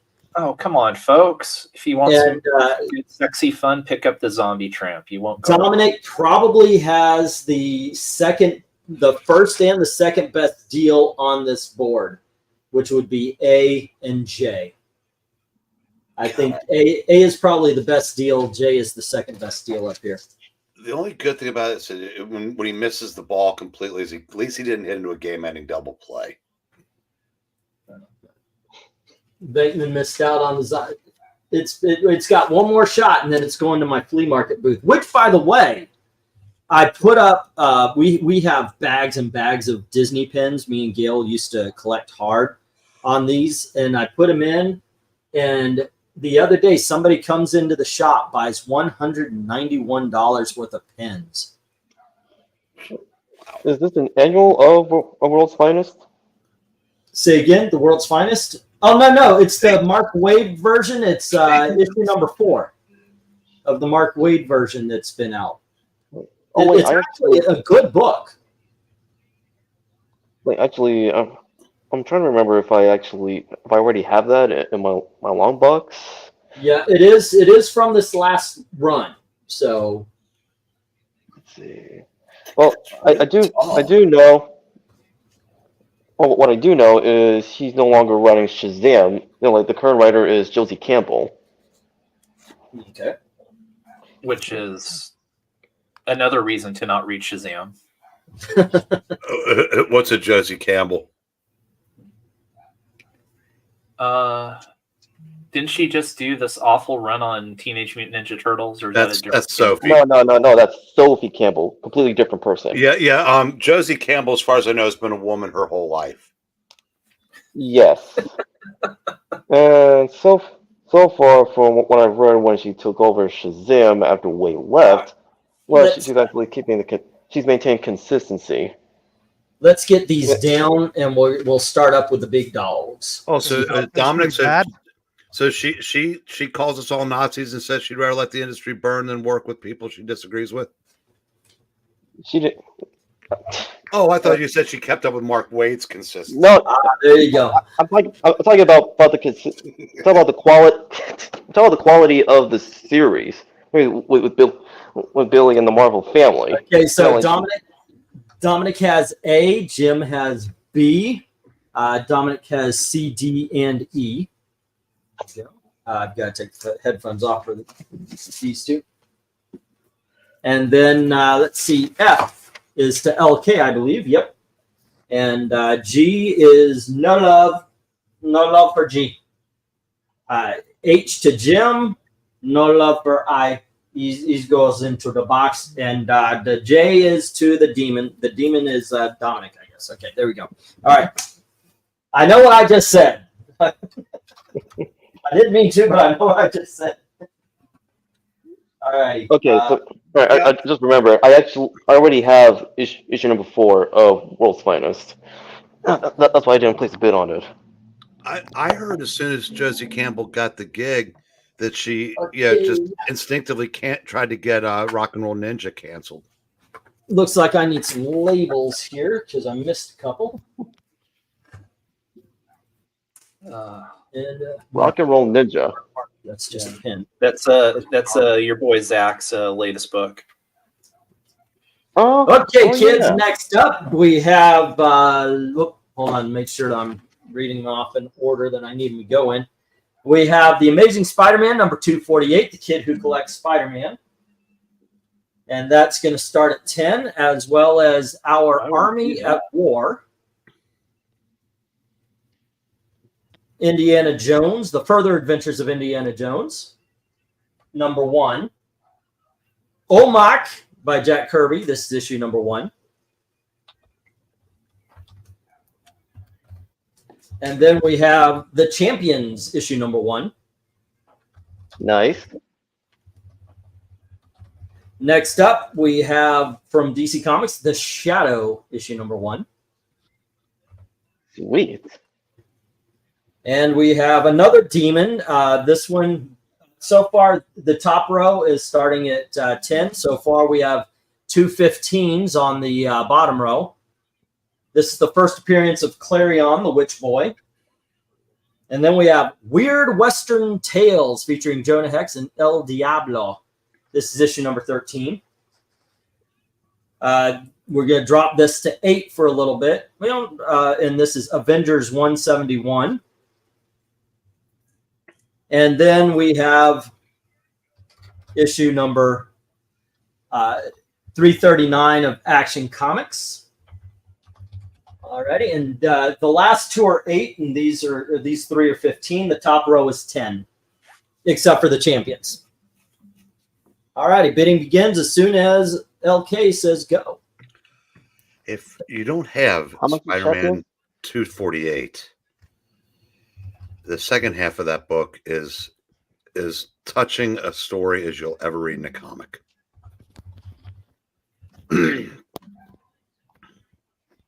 And it's a lot where, if you ask me, he had there's 8 no-brainers, 1 just like a 1 brain cell, and yeah, so you can't go wrong in this lot. What's the one?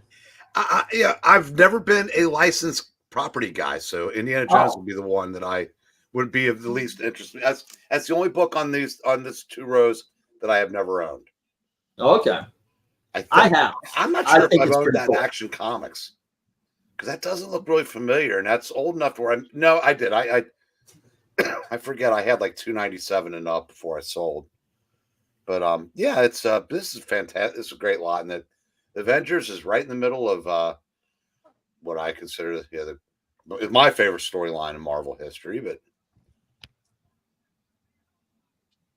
Secret Empire, second favorite. My bad. Not a, you are talking about the Nick Spencer one, Rod, not the Steve Englehart, right? Yes, of course. But then again, you forget the America Chavez storyline written by Omniversal Treasure Rivera.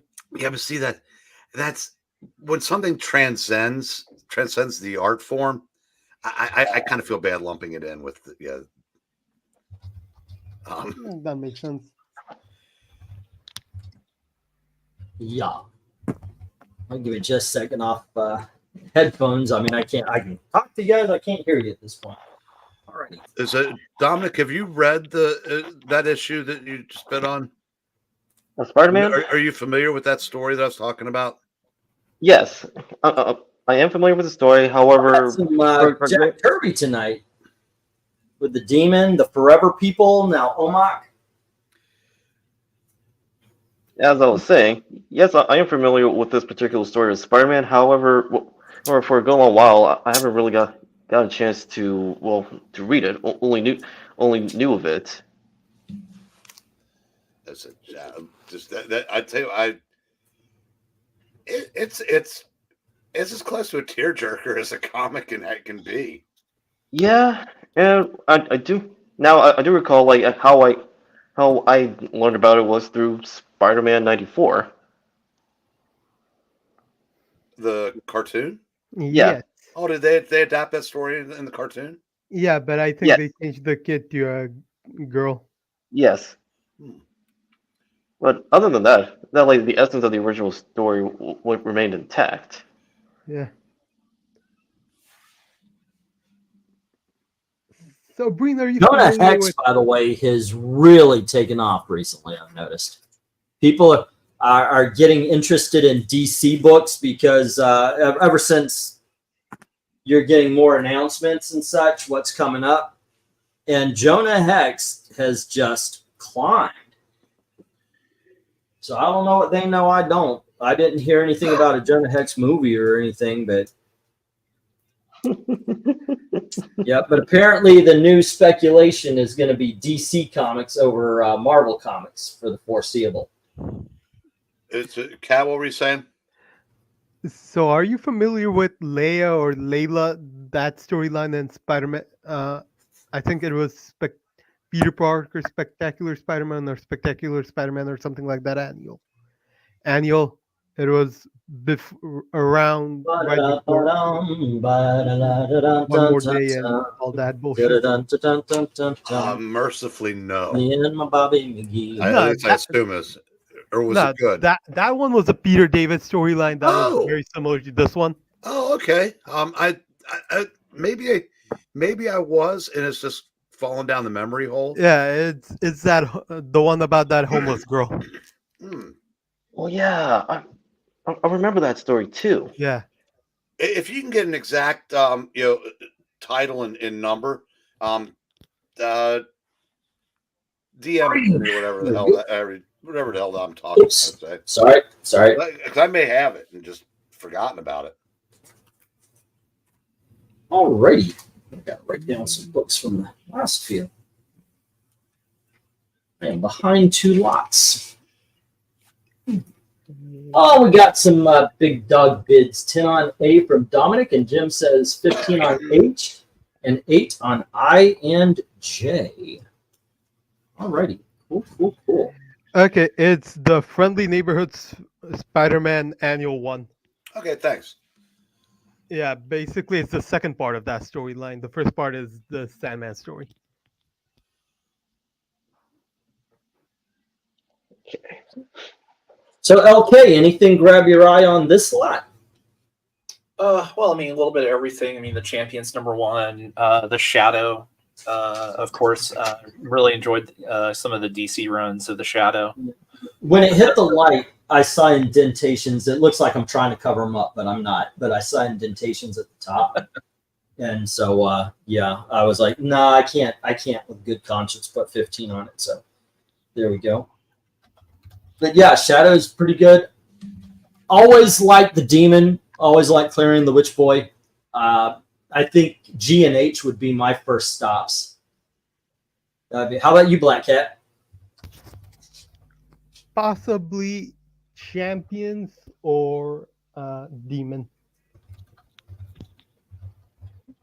And 10 on A from Dominic, getting that Spider-Man. Champions and Demon.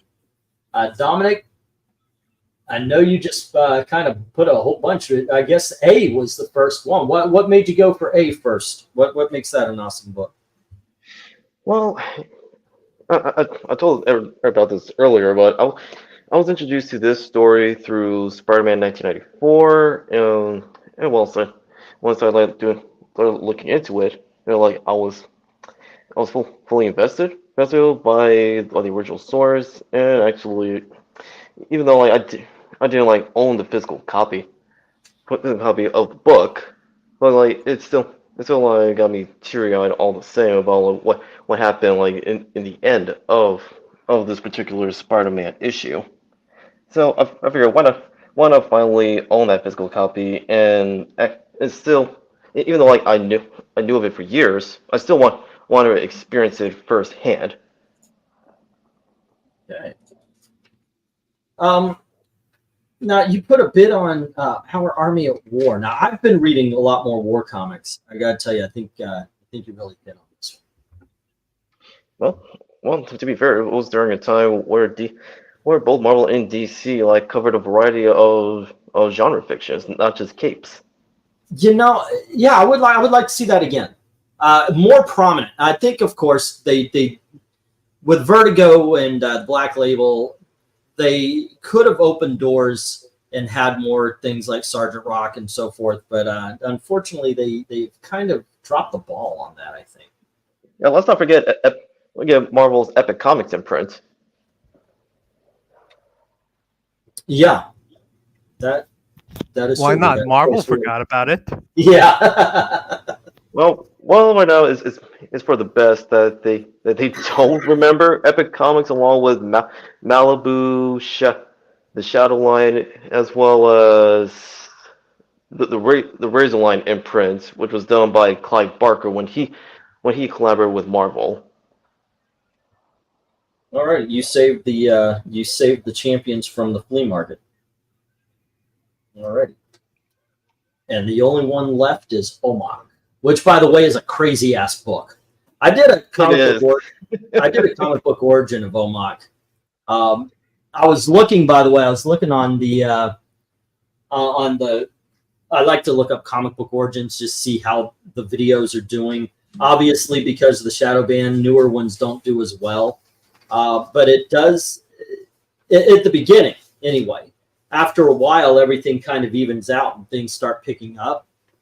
And Omok, it didn't do anything when I first had it, but now it's got quite a few views on it. Well, for now anyway. Not for like when I started, first got to 18,000 subs and such. But it's interesting to me which characters hit immediately and which characters take a long time, and which characters it seems like nobody's interested in. By the way, Bone, that video has languished. I did the first appearance of Bone, which was a college issue that Jeff Smith did. And yeah, dude, nobody's interested in that one. I already have issue 1 of Omok, and yeah, it is an insane story. It is. Yet, with that particular hero, not a lot of people really talk about him. That is true. Omok is it's different. It's a different character than what we get in the even in reprints, or if we get a reboot, it's not the same. I mean, at one point in time, as Eric likes to point out, Omok was they transgendered him. That's VENKMAN likes to remind you. You bring it up quite a bit, but yeah. Oh yeah, that's right. Only when I know it's getting under your skin. Yeah. Well, Omok is also said in DC's far future, like Commandy. Yeah. It is kind of funny, but yes, it does get him because this isn't that guy. This is the good one. Mm-hmm. You don't need to bring up they transgendered. Yeah, just ignore that. You can't ignore that. Unfortunately, it seems like not. My thing is, why not create an original character instead of using Omok? Yeah, that would because be nice. People would ignore the original character, but if you force it, people ignore the original character of Omok anyway. This isn't one of those that argument can be used on. I mean, to be fair, like the original Omok, Buddy Blank, he did make a reappearance during. Yeah, actually, it was either during Infinite or no, it was Final Crisis, where he was made as a prototype Omok.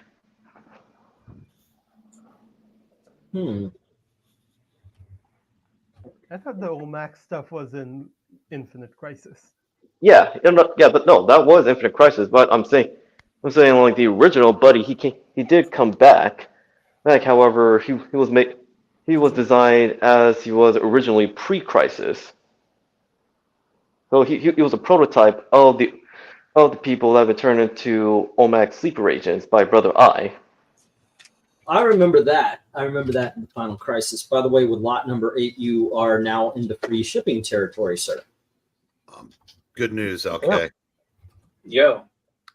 Not only is Dalton Castle back, but he brought extra boys with him tonight. Alrighty, let's get the stop and let me read these off as we go here. Where did it go, by the way? Here, where did I put it? Did I already? Yep. Okay. We're gonna get these down, get the next round up, and what we got here is Dominic with the Amazing Spider-Man, the Sergeant Rock or the Our Army of War, and Indiana Jones. Omok hits the reject pile, and we got Dominic with the Champions, and then the Shadow Jim has the Weird Western Tales. Dominic has the Clarion the Witch Boy first appearance, Demon number 7. And Jim has Weird Western Tales, The Avengers 171, and Action Comics 339. Okie dokie. There we go. Yeah, that might be the weirdest guy wrestling's ever produced. And I remember Adrian Adonis. 1, 2, 3, 4, 5, 6, 7, 8, 9, and 10.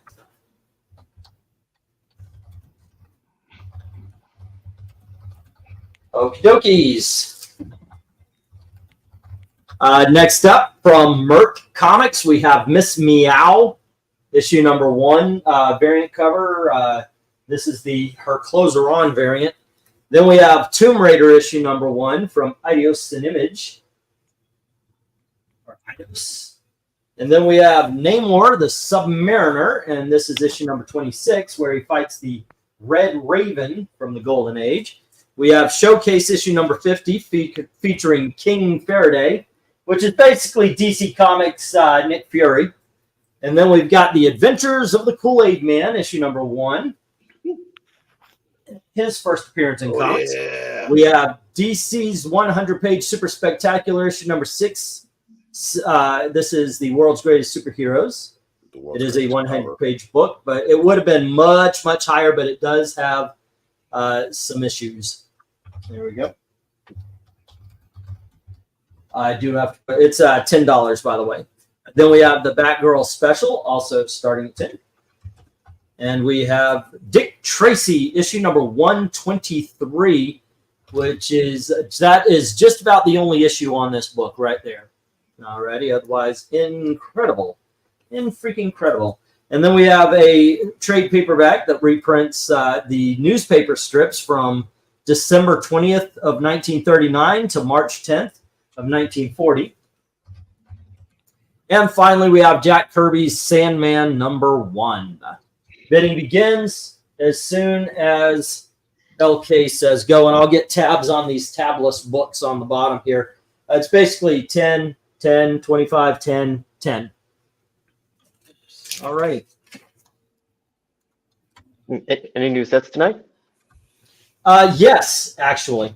Quite a few new sets. I picked a lot of them up today, so I didn't have time to really show them off or anything, but yeah. Good stuff. Yeah. Have you by any chance checked out the new Dick Tracy series from Mad Cave? Yes. Good stuff. Right? I was very happily surprised on that. No, I'm happy too to see Dick Tracy getting some love again after all these years. That was one of my recommendations today at the end of the Aficionados. You were on the Aficionados? I was. Yes, he was. Thanks to my new schedule, the Aficionados is when I go grocery shopping.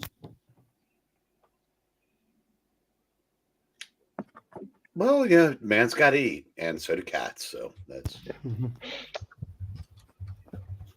Honestly, out of all these books, which ones I will go with? It's a tie between Tomb Raider and Sandman, the original, from Jack Kirby.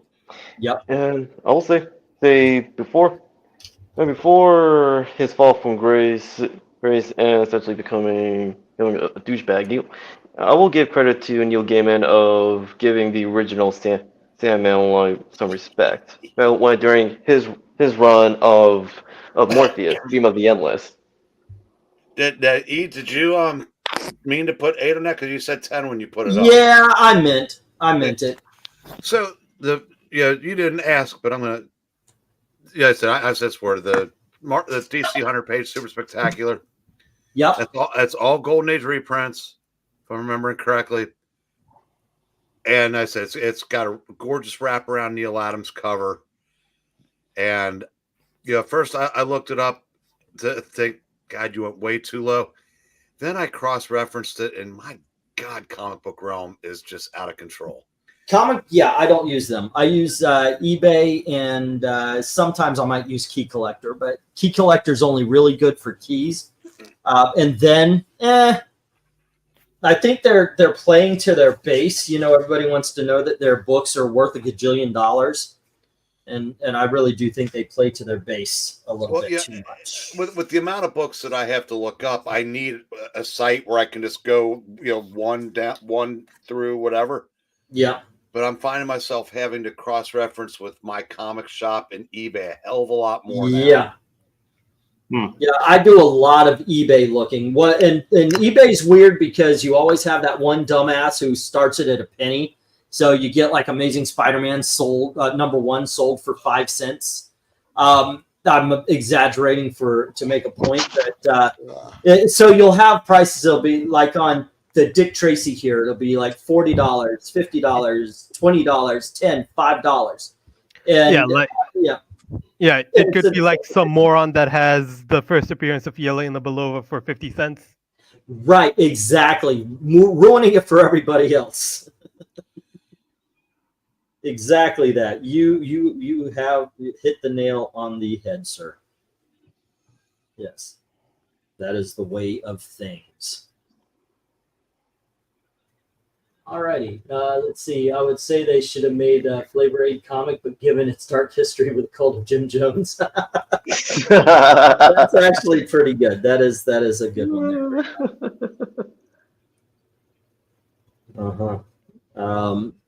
Let's see, 232, 238.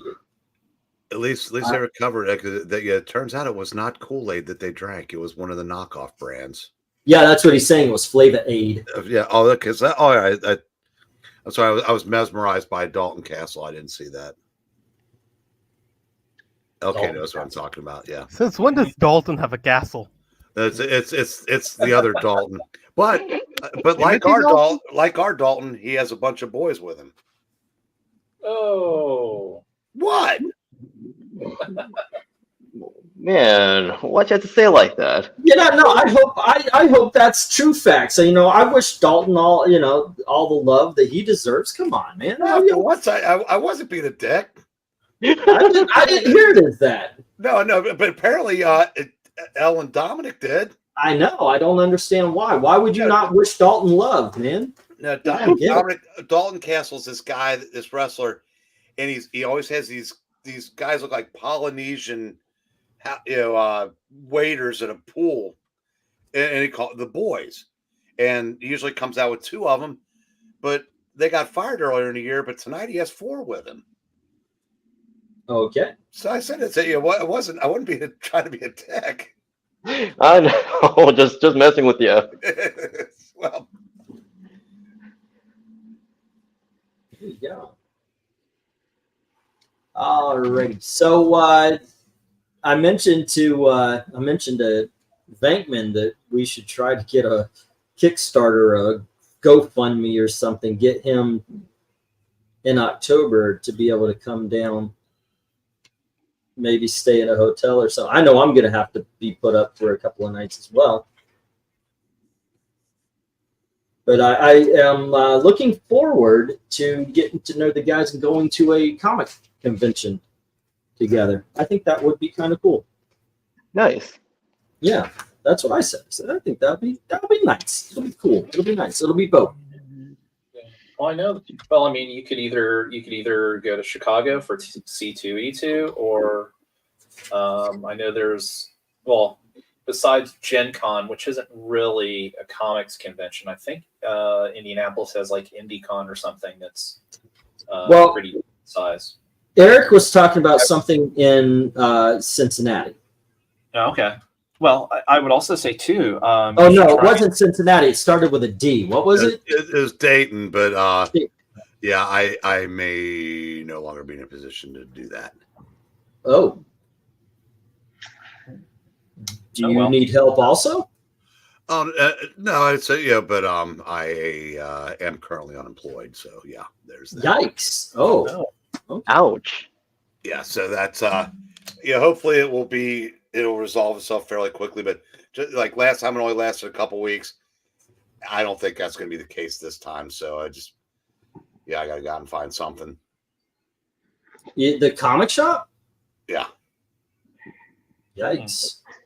I mean, I'm curious. If you don't want to spill, don't spill. But obviously, I'm curious. No, it's that the business is off. I mean, I said okay.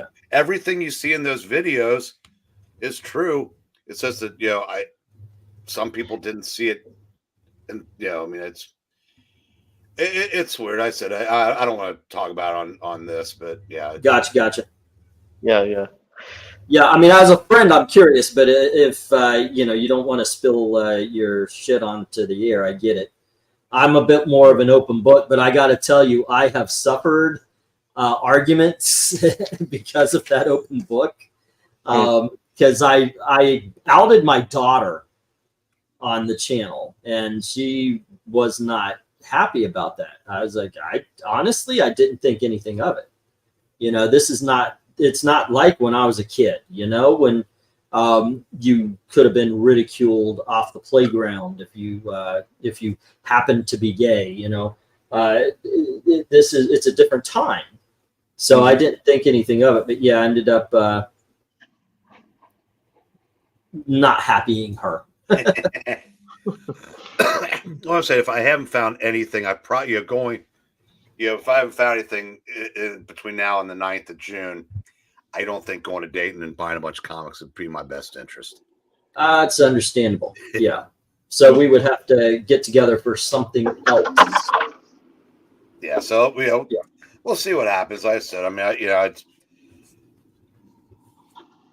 it's just, I'm not sure how, if I were younger and in better health, I could be working a job tomorrow, making more money than I've ever made in my life, with a bunch of jobs to choose from.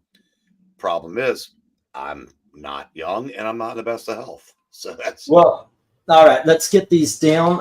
I don't mean to make short of what you're talking about. It's just the business. Okay, hold on. Let's see. Let me get actually, I haven't written down the books here. I was doing the other lots. I apologize for being behind here, guys. And hello. Great on Sandman. That I would probably put it as 6.5. It's a mid grade. I'm weirded out by the numbers thing, because a mid grade to me would be fine, very fine, you know. But mid grade, I find with the numbers, mid grade is a 9.0. You know, and everything after that is low grade, it seems like. But yeah, I'd put this around a 6, maybe a 6.5. It's in pretty good shape. It's visually in good shape. It does, however, look like it had been read. That's the big difference there. All right, we got from Dominic 8 on A through C. Okay. Miss Meow. I have no freaking clue what that is. She's kind of a cat burglar type, you know, so okay. a little bit in the vein of like a Catwoman sort of. It's a fun little book. What is Aaron's involvement with that? With that one, that one I'm not sure of. Editor. Was he the editor? The editor. Okay. And D 10 on. By the way. Okay, I see what you did. And 10 on D, F, I, and J. Okay, D, F, I, and J. Oh, D is not this one. Why am I? D, F, I, and J. Okay, Tracy Trade. I'm gonna put up the stop. Okay. Had a couple minutes to decide if you wanted to bid on. All right. Cool. Yep. Put up the stop. And D. D. All right. Showcase 50. I'm going slow right now. It's like I can't make out the numbers. This happened to me earlier. I was looking and like I just stopped. I couldn't add. Okay, so it looks like it's Dominic's board here. We've got A through C. ND. All right. And then I've got you on, let's see, Batgirl, $8 on that one. And we've got the Dick Tracy trade paperback. I think you're going to have fun. I've got a big-ass omnibus of the newspaper strips, and they are a lot of fun. And the Sandman. All right. Doesn't he have F also? Did he have F? Yes, he did. Okay. Yeah, Dominic had F. Yep.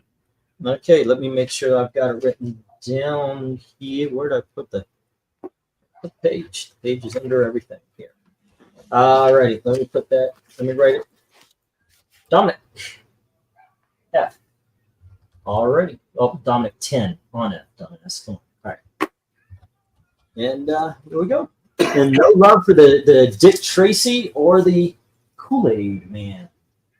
And that is twice for both of them. Actually, I'm acting like the flea market is dumb punishment. It's just another store. So, but what it is actually it's taking it out of rotation for a while anyway. If it doesn't sell over there, it'll show up here again at some point in time. But once again, guys, thank you very much for joining and welcome. If you've been listening in, you haven't bid on every $10 you win. You get a spot on our winning wheel, and you get a chance to win one of these trade paperbacks here. Alrighty. And let's see, we're on to some more big dogs. Where did I put them? Oh, I put them over here. Okay. And next up, we have issue number 19 of the Spirit magazine from the 1970s. And here is issue number 21. And issue number 22. And we have issue number 23. And issue number 24. There you go. You know what? I was going to start these at 10. Let's start them at 8. All right. You're going to start those at $8. And for the bottom row, we have Birds of Prey, Murder and Mystery. We have Showcase Presents Showcase, Volume 1. It's the only volume. It is pretty huge, too. Let's see. It doesn't have the issues listed. Volume 1 collects the beginnings of some of DC's most imaginative tales. It goes up to issue number 21, which I believe is one of the first, if not the first, Rip Hunter. Correct. Next up, we have The Greatest Joker Stories Ever Told. And then we have Animal Man, Volume 1, which goes up to issue number 11. And finally, New Teen Titans, Volume 1, which I believe goes up to issue number 10.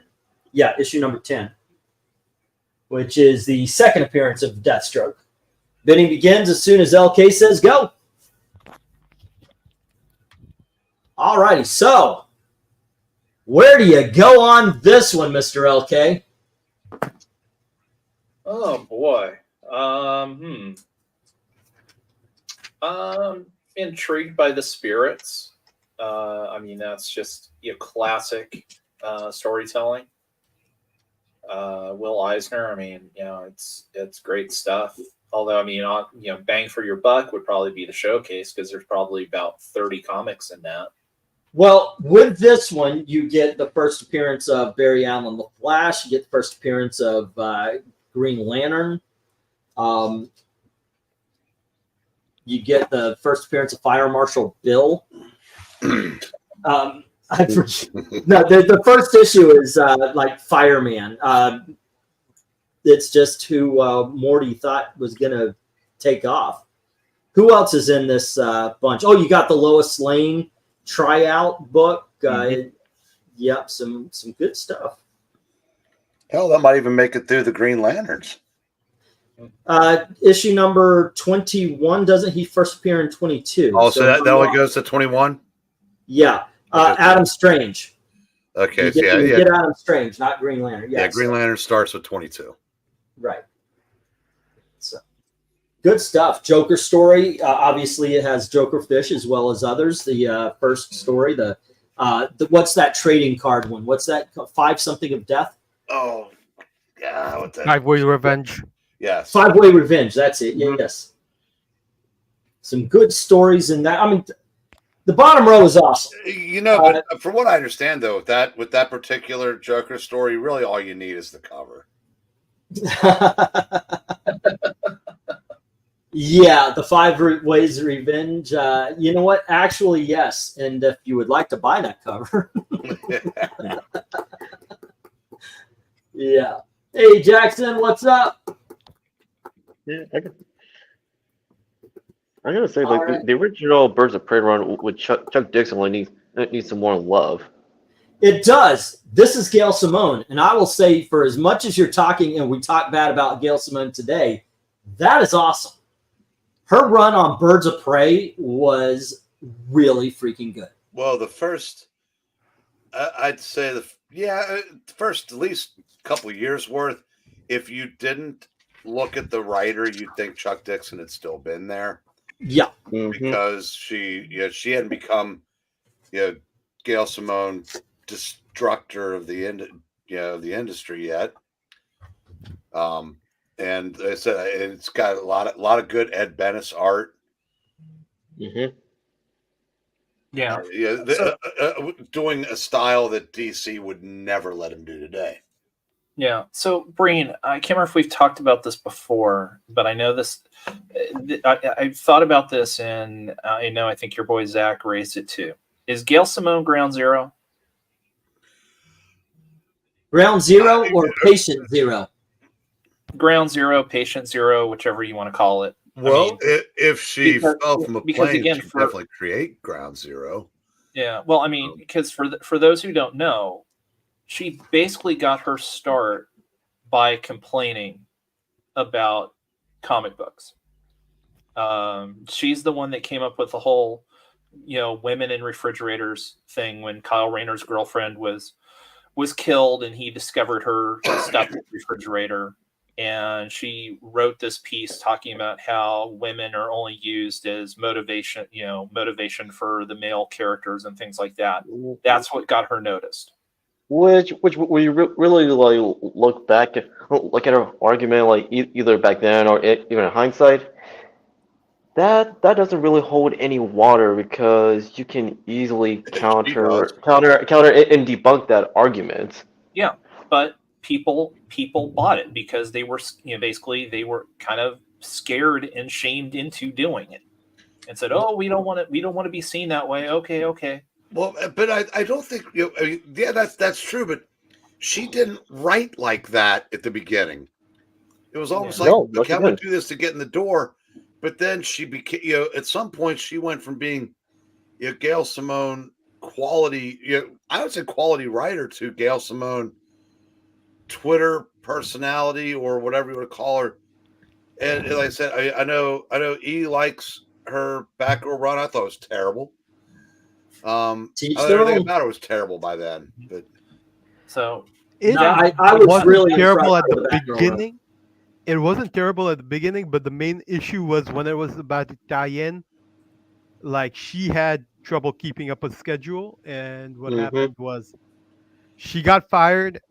She wasn't fired. It was more like she got put on hiatus because she couldn't maintain the deadlines. And the main thing is, during the crossover, you need to make sure all the books got out on schedule.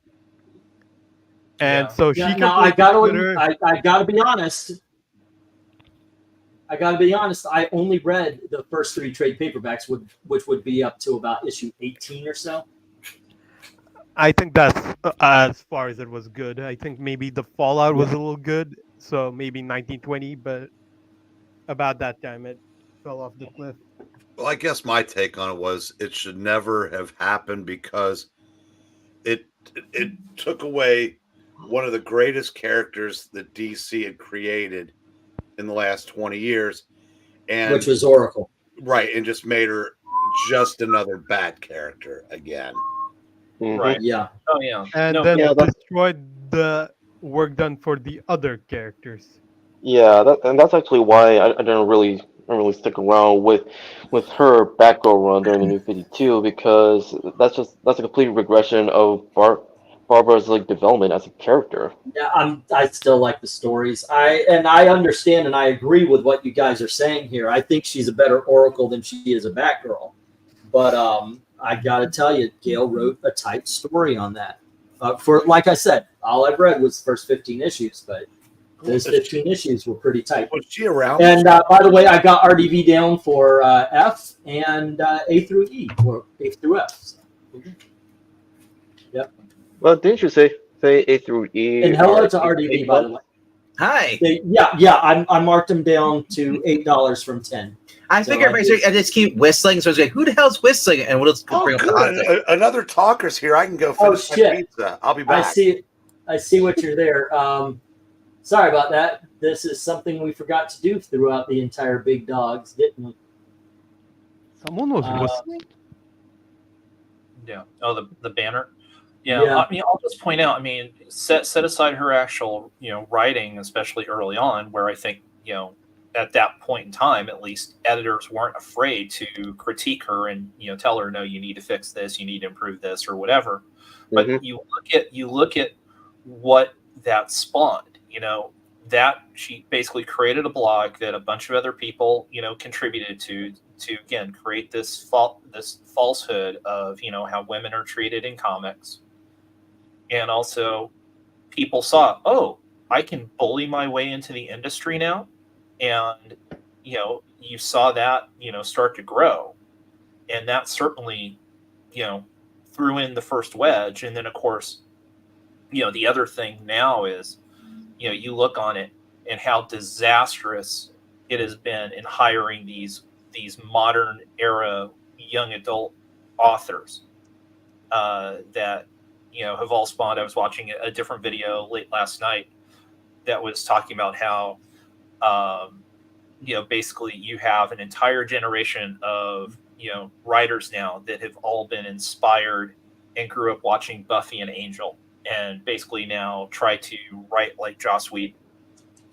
And you can also not only see that in television and movies, and we can go on and on about that, but also it spawned this whole generation of just god awful YA authors that set everything in a school, and you've got the love triangle and the whole 9 yards. And a lot of those people have been brought over to DC and Marvel, And the independents too.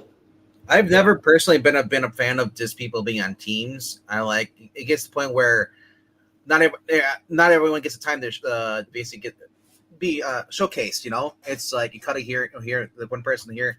If I only care about one character on that team, to me it's annoying. And when they did that to the Flash on the CW show, I was like, wait, it's called the Flash, not and Friends. Yeah. Same with Arrow. It's like, no. If they're gonna team up, he's gonna team up with another hero. I don't want them having a supporting cast team. It's like basically if Spider-Man back in the 60s, my supporting cast know my secret and they help me fight crime. Yeah, No. like he doesn't need amazing friends. Right? Oh, now see, Venkman, though, that's where, and this is where I wish Breen was here, because he would shoot back about that was probably the best era of Amazing Spider-Man in terms of the comics, was having that supporting cast of Robbie Robertson. Yeah, but Robbie Robertson didn't help him be a superhero. No, I said they didn't know his secret identity. Can you imagine if Mario had rolled Peter Parker where everybody knew secret? He said Jonah Jameson, Robbie Robertson, Gwen, Harry, and MJ all were his teammates, and they helped him fight crime. And That's fair. That's totally fair. Yeah. Do you actually want the spirits at 8? Because that's what they're at. Well, you had the 5 up. I was confused about that. So. I know. I just want to make sure before. Then put me down for this for $8 because. Okay. Yeah. Cool. You want to give it a try? Gotcha. I'll just say if they actually were $5 for big dogs, that's a great deal. Yeah. Also Steel. Yeah. Okay. I got you down for it. I just wanted to make sure. I didn't want Well, to. I saw the ticker going $5 and I couldn't get a word in, so I just put down $5.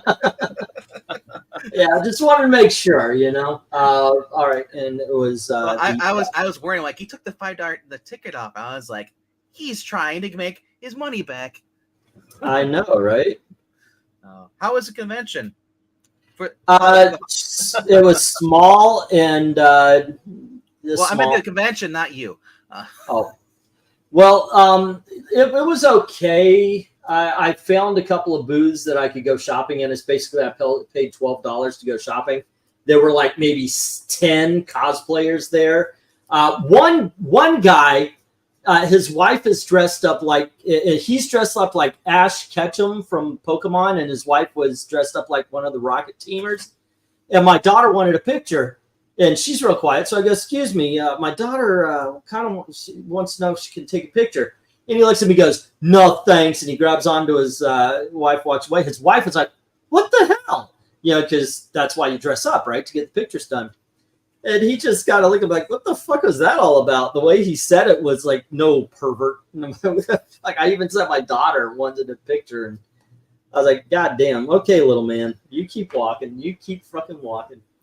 All right. Well, we don't need a picture of you. We'll just take a picture of your wife, my daughter. I go. Yeah, I know. Okay, then, Jack, you step in.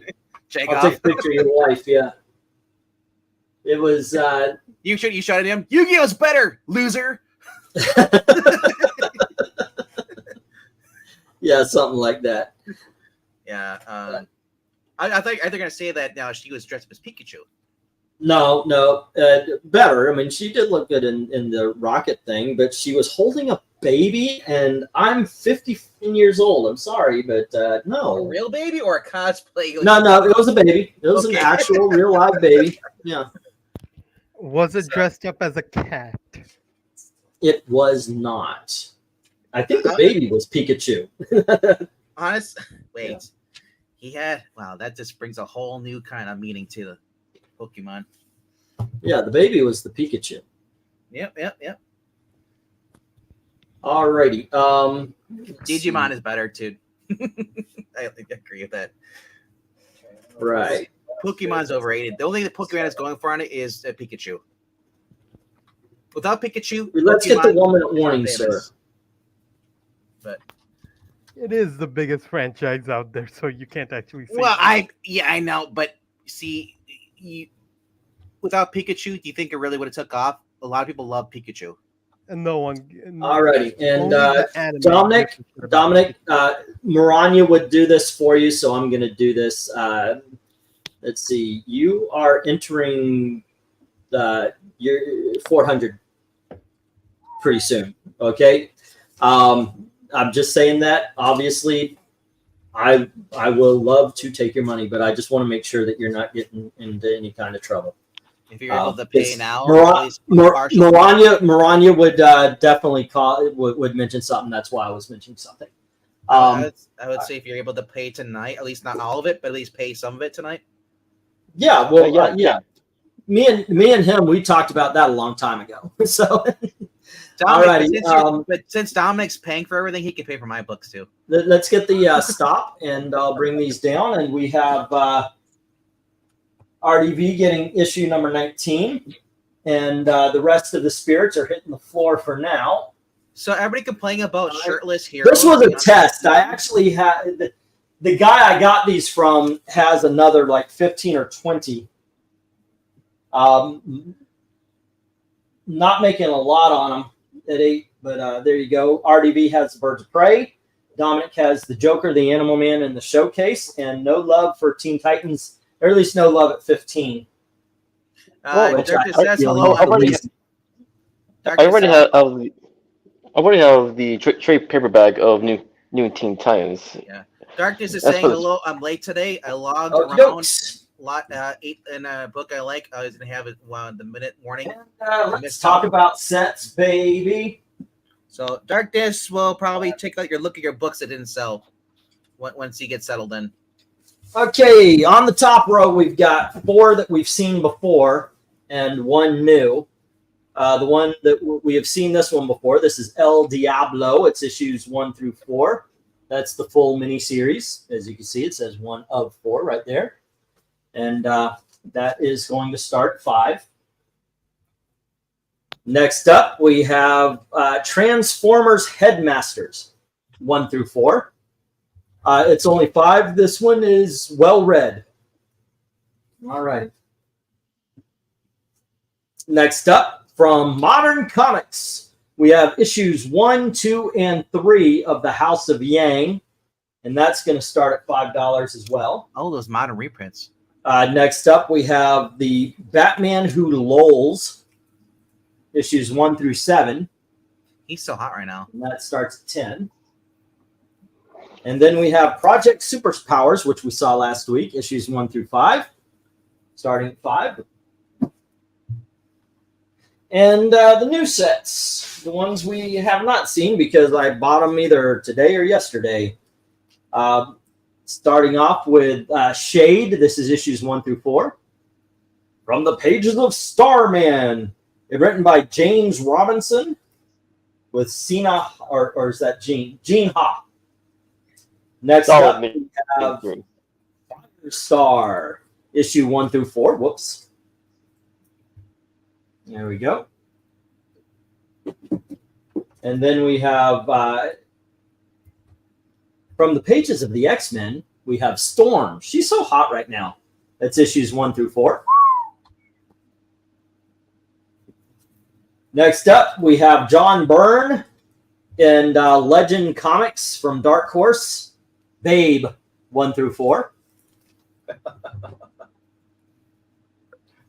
And we have Babe 2, issues 1 and 2. This is a 2-issue miniseries. Bidding begins as soon as LK says go. That'll do, Pig. That'll do. Ready. Yep. John Byrne has a what a lovely night for a moon I'm dance. trying to remember exactly because I mean it starts out almost kind of a little bit like Splash in terms of Babe. Yeah. Yeah. But I think it turns out she's like I don't want to say genetically created or something, but she starts learning quickly and it's a fun book. I definitely recommend anybody to And then pick she up becomes a under whiner, and she starts saying, "Why am I always doing the dishes?" Okay, so RDB comes in instantly with a bid on H, getting the Storm. How can She's I so not? hot right now. Dude, Storm's pretty cool, man. But as Rhaegar says, Storm's always been hot. I've never read a bad Storm book before. Well, I've never read a Storm book before at all. Well, I'll say get ready in a couple of months. Yeah, not here.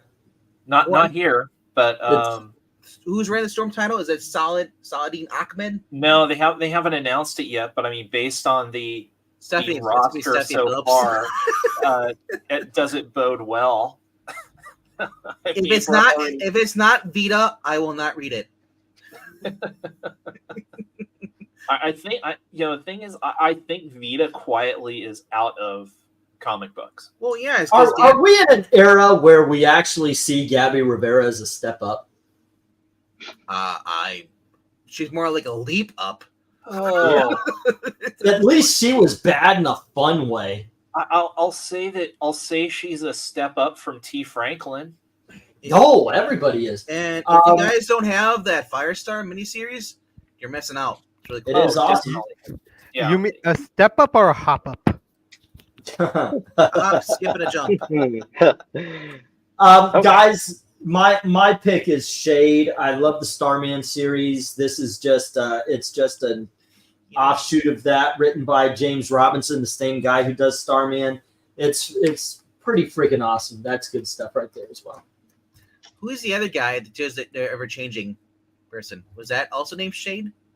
Shade the Changing Man. Yeah. Yeah, I was just saying that was confused when I heard there's Shade and there's Shade. What? Shade and Shade the Changing Man. But Coming Shade to a wrestling match near you. Shade the Changing Man wasn't good until they made him a woman. Exactly. Yes. Shade the Changing Girl. It was. Yeah. Wasn't even a woman. She was. Although there was one issue of the original Changing Man where he actually did came back as a woman for one of the issues. It's weird. Wait, in the original series or in volume? Volume 2 by Peter Milligan. Well, I don't know. It was one of the two. So. What a wonderful night for a moon dance. I heard that song in the car, and now it's stuck in my freaking head. It was like the weird period of the 90s where everybody's running a character that turns into a girl. Happened to Guy Gardner, happened to Martian Manhunter. Yeah, that was just weird. Mantra. Martian Manhunter? Mantra, well, yeah. Well, I mean... Well, Mike W. Barton. No, with Mantra, like, that is... She doesn't count because Lucas was placed into her body. But yeah, when I'm talking about, they were transformed into a woman. As far as like Guy Gardner became a woman for one issue when he was a Red Lantern, the Warrior. Well, no. He was Warrior during that period. It's been a few, so let's get these down. Apparently, just the one set. So that's RDV getting Storm and the rest. I mean, you have Yang and Headmasters next to each other. Just history. Well, actually, I want to ask. Not 5 minutes went by. The House of Yang set is $5. Yeah. Well, there was Wait, that. Bum. I think that's the last you've seen of El Diablo. This is 3 strikes and out. Transformers on the 2nd, as well as the Batman Who Lolls. I was actually going to place a bid on some of those sets. Oh, so Glenzer comes NOLA in late. Shade, or the bait, Hey, we got bids. 5 on F and 8 on G. We got bids, Joe. Oh, hold on. Hey, Glenzer, what's up? 5 on F and 8 on G. Okie dokies.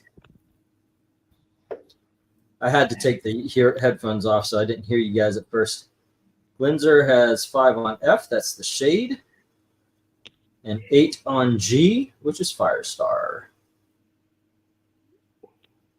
Alrighty. I was going to place a bid on the two Babe miniseries. Okie dokie. And that's Iron Check. As well as A, B, and C. Okay.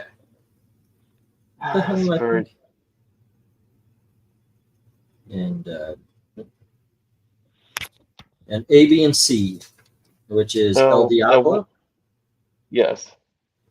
Okay. What was E? Hold on. Transformers was B. I got you down for that. And C was the House of Yang. Okay. And then D was Batman Who Laughs, and E was the Project Superpowers. Well, only Project Superpowers. I wasn't going to place a bid on Batman Who Laughs. Yeah, that guy. Yeah, I was going to place a bid on the remaining sets. Since this Blizzard has already placed a bid on F and G. Okie doke. Oh, there we are. Get my head in there. Hit mid. Alrighty, I got you down. I will put those into. I'll move them from the reject box. Well, Rhaegar, if you notice, we start talking about Gabby Rivera and Glenzer shows up. So. All right, and there's basically everything but the Batman Who Laughs. So let me ask you something about the Batman Who Laughs. Is everybody tired of him? Do you think? I mean, at least on the panel, are you tired of the Batman Who Laughs? He overstayed his welcome. I never liked him in the first place. Okay, I absolutely agree. Whatever appealed to of him, it was just too much too soon. Release, maybe have him come back once a year or something. But honestly, for me, I felt like this is a normal Marvel DC crap they probably done in the 90s too. Is that it just got more coverage because it's on social media. I think that's why more people had a more negative reaction to it, because it came where it's all anybody talked about on Twitter. So when Twitter people are praising, "Oh, we love this," we get annoyed. But honestly though, it's a one and done character. I mean, this is the first I've heard of him in a year or so. Yeah. I mean, I feel the same way also about Doomsday. He should have been a one and done. All right, guys, I do apologize. I bought these today. So I did not have time or the resources to rebag them. So I do apologize in advance. These are $3 books, and we're going to start with Thor 310. Hold on, I do have to take off the headphones here. We've got Thor 310. I know it puts it at a disadvantage. The newer books look, the newer bags make them look better. We have issue number 292. Why did I start with 310? It's 292. Yeah, I pulled from the back, not in the front. 292. And we have issue number 293. Phrasing. And here is issue number 299. Next up, we have issue number 302. And here is Thor 306 with Firelord. That's actually a pretty cool cover. Next up, we have issue number 312.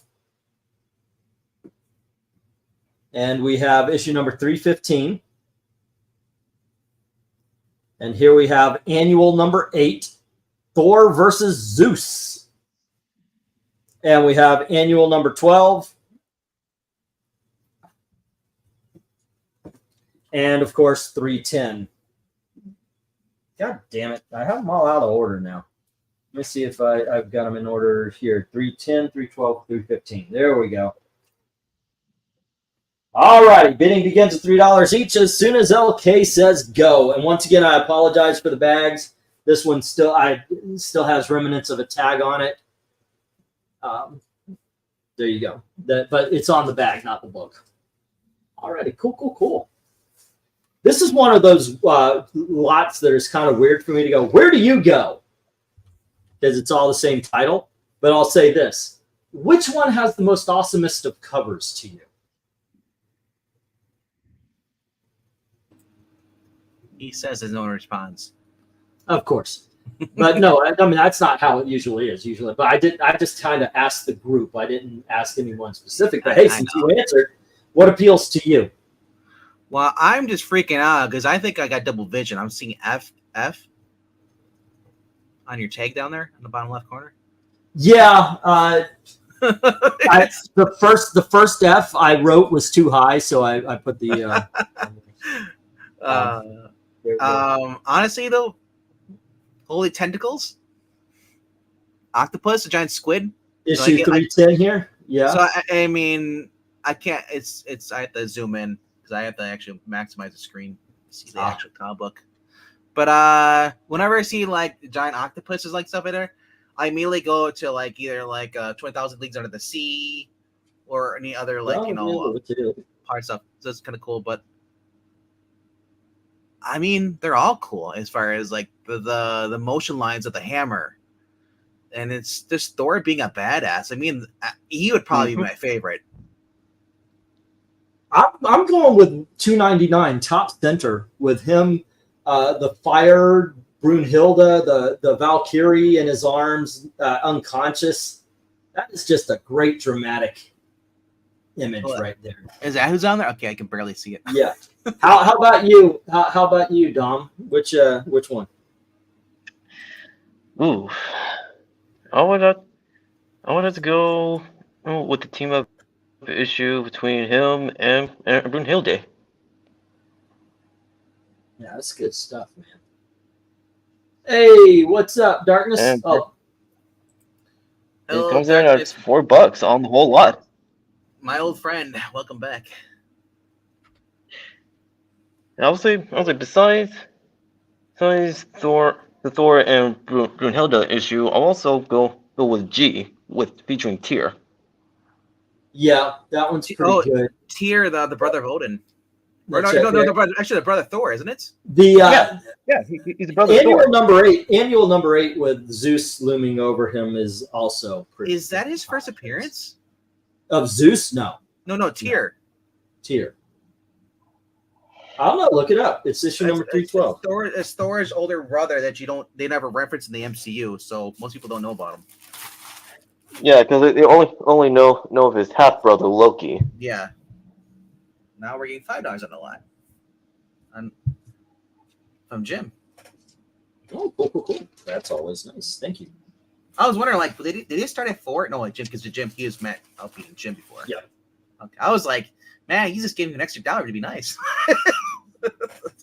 Totally great.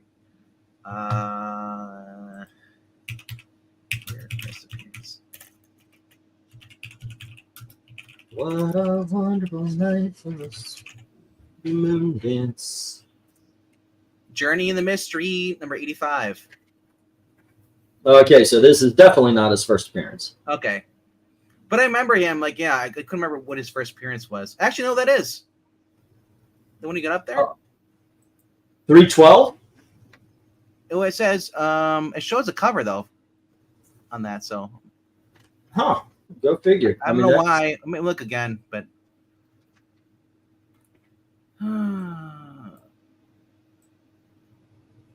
October 1962, but that's a later one. That's not. I don't know why they show the other one. Marvel is messed up as far as covers their database. Yeah. Okay. Yeah. It is Journey. It is Journey in the Mystery. The one is actually Loki's first. Is that also Loki's first appearance too? Yeah, Loki.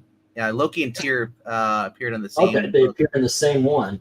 That's all right. So, yeah. Jim put $3 on the lot, and that was followed by Darkness Comes. Hello, Darkness Comes. How you doing?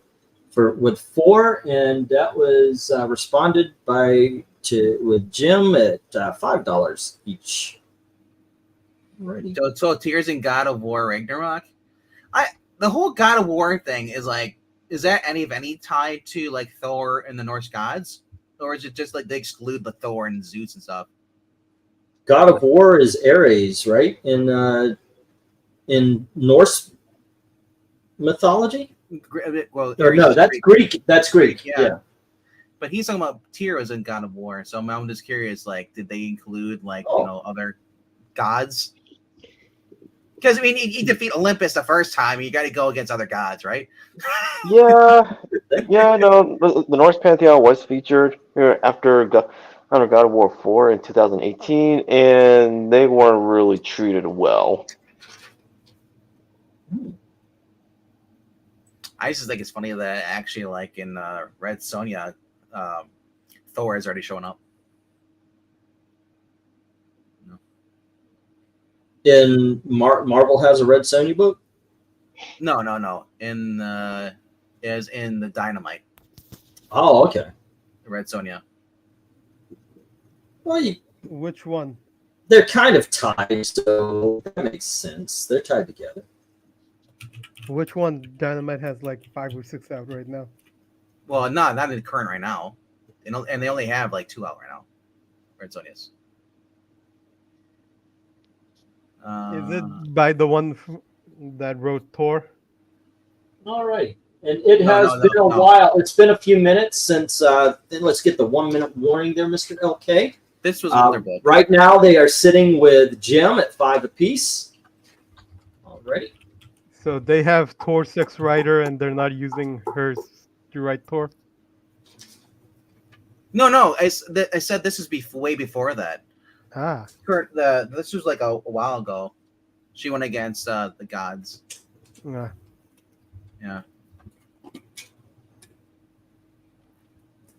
It is funny that she actually had a Thor run. Is Red Sonja Revenge of the Gods? I think that's what I'm looking at right now. Is that?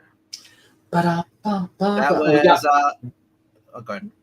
1 minute warning, and they are sitting with Jim at 5 each. All right. Which was Daniel Samper was doing the art. But 2011 5-issue miniseries. Once again, Vez, if you're listening in and you're thinking of bidding, you're at 143 right now, and here we go. Alrighty. Also, if every $10 you spend, you get a name on the wheel, and we are giving away Valkyrie Air Fighters. It is a reprinting, a trade paperback of Air Fighters from December. Oh, wait, no. Yeah, it says Volume 2, Issue 2, November 1943. Or you could pick Snyder and Capullo's Batman Last Night on Earth. Yeah, it was Luke Lieberman was the writer back in 2011. Yeah. I just Okay. remember, I just remember that being that as a kid. So I was like, Yeah, it's not as funny as Groenbeck having a run on Thor. well, Grunbeck actually did write some Thor books. Yeah, no, like her first name is actually pronounced Thoron, so like Thoron Yeah. has a Thor run. Yeah, honestly, she's proven to be a really good writer. I mean, I haven't read her Carnage stuff, but I reading her actual Red Sonja stuff has actually been like refreshing. Let's get the stop. Yeah, I heard good things about her Carnage run. Let's get the stop, and Jim has the lot at $5 each. She doesn't disrespect the character like Gail Simone did, or like Mark Russell. She doesn't put like all this weird crap in the books. She actually just writes a solid character, and it's just like a no-brainer. You actually have a woman who's actually running a female character, but not using for a feminist, stepping stone. Well, a character like Red Sonja doesn't need to do that because she should just be seen as a strong woman. That's one of the reasons I hated that they did that with Wonder Woman. Wonder Woman is too strong to fall into the you're mansplaining bullshit. Let me get these down and get the next round up. Yeah. So that's something like it was actually refreshing to actually see an actual writer respect the character. Doesn't have her getting drunk, sleeping with with guys and girls. It just has her actually just protecting the young or protecting the defenseless, being a character she is, which is a wandering she-devil that men fear because they've heard all the tales. But it is nice to know that Wonder Woman's now finally somebody's mommy. It just happens to be her writer. Alrighty. Mommy, strong. I can't wait till Tom King gets a hold of Batman and just marries him to Catwoman again.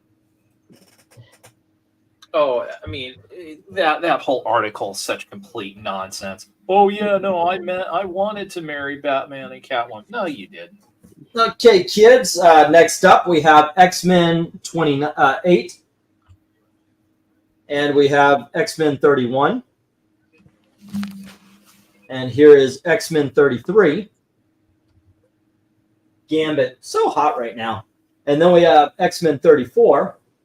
No, I think his body's gold by now. And here is X-Men 35. Here is X-Men 36, part of the Phalanx Covenant. We have issue number 37. And we have issue number 39. Here's issue number 40. And we have issue number 41. Bidding begins at $2 each as soon as LK says go. Yeah, but okay, that they had to edit that because his original statement was, "I wanted to marry my mommy." Yeah. Yep. I don't think he wanted to marry them just yet, but he did plan on it because his ego would have liked the idea that he was the writer that did it. I think basically Dan Didion was responsible for canceling the Batrimony fiasco, but knowing what an egomaniac King is,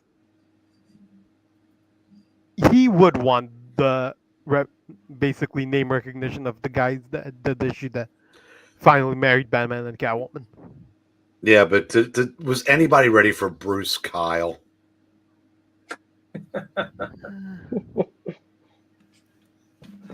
Well, I mean, I think back then it wouldn't have been Bruce Kyle.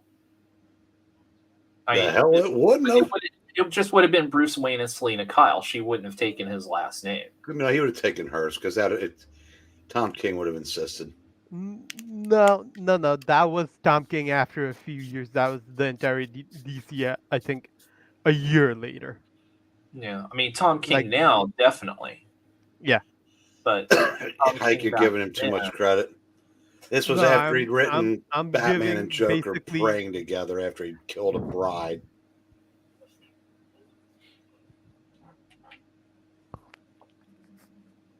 What's wrong? Batman and Joker doing what? What's wrong? They were after the wedding. Joker crashed the wedding rehearsal, killed the bride to be, Yeah, and then yeah. he and Batman prayed together. That was before the marriage. Oh, okay. So Supposedly. you're confusing me because that Joker crashed an actual wedding and killed the groomsmen and the bride in the Batman the duo, Joker duo, Perks of Vestry. Yeah, That's he what's- does that too much. Well, I mean, it's his thing now, right? Well, it's because Joker wants to marry Batman, and that's the only wedding that should ever be. Actually, you are correct. I'd rather have them just get together. What about Joker and Batman? Yeah, why not? Why not? No, why not? Yeah. I mean, and then they can just be besties. I don't think so, Rhaegar, but I think he's just, like I said, he's got mommy issues. I mean, really, really got mommy issues. It's a combination of that, and he's also trying to virtue signal. Because there are guys who like women like Gina Carano, go step on them. There are weirdos like that. It's a fetish. Oh, we lost a pioneer of movies today. Who? Rob? Roger Corman. Oh, What? man. It was Yeah. like 95? 98. 98. Holy shit. Yeah. Dang. That's actually like wow, 98. Yeah, I mean, all you have to do, I mean, just the number of great directors and writers and actors that pass through his So- productions So is incredible. what got him? Old age or I'm assuming old age. I just see it variety, on X.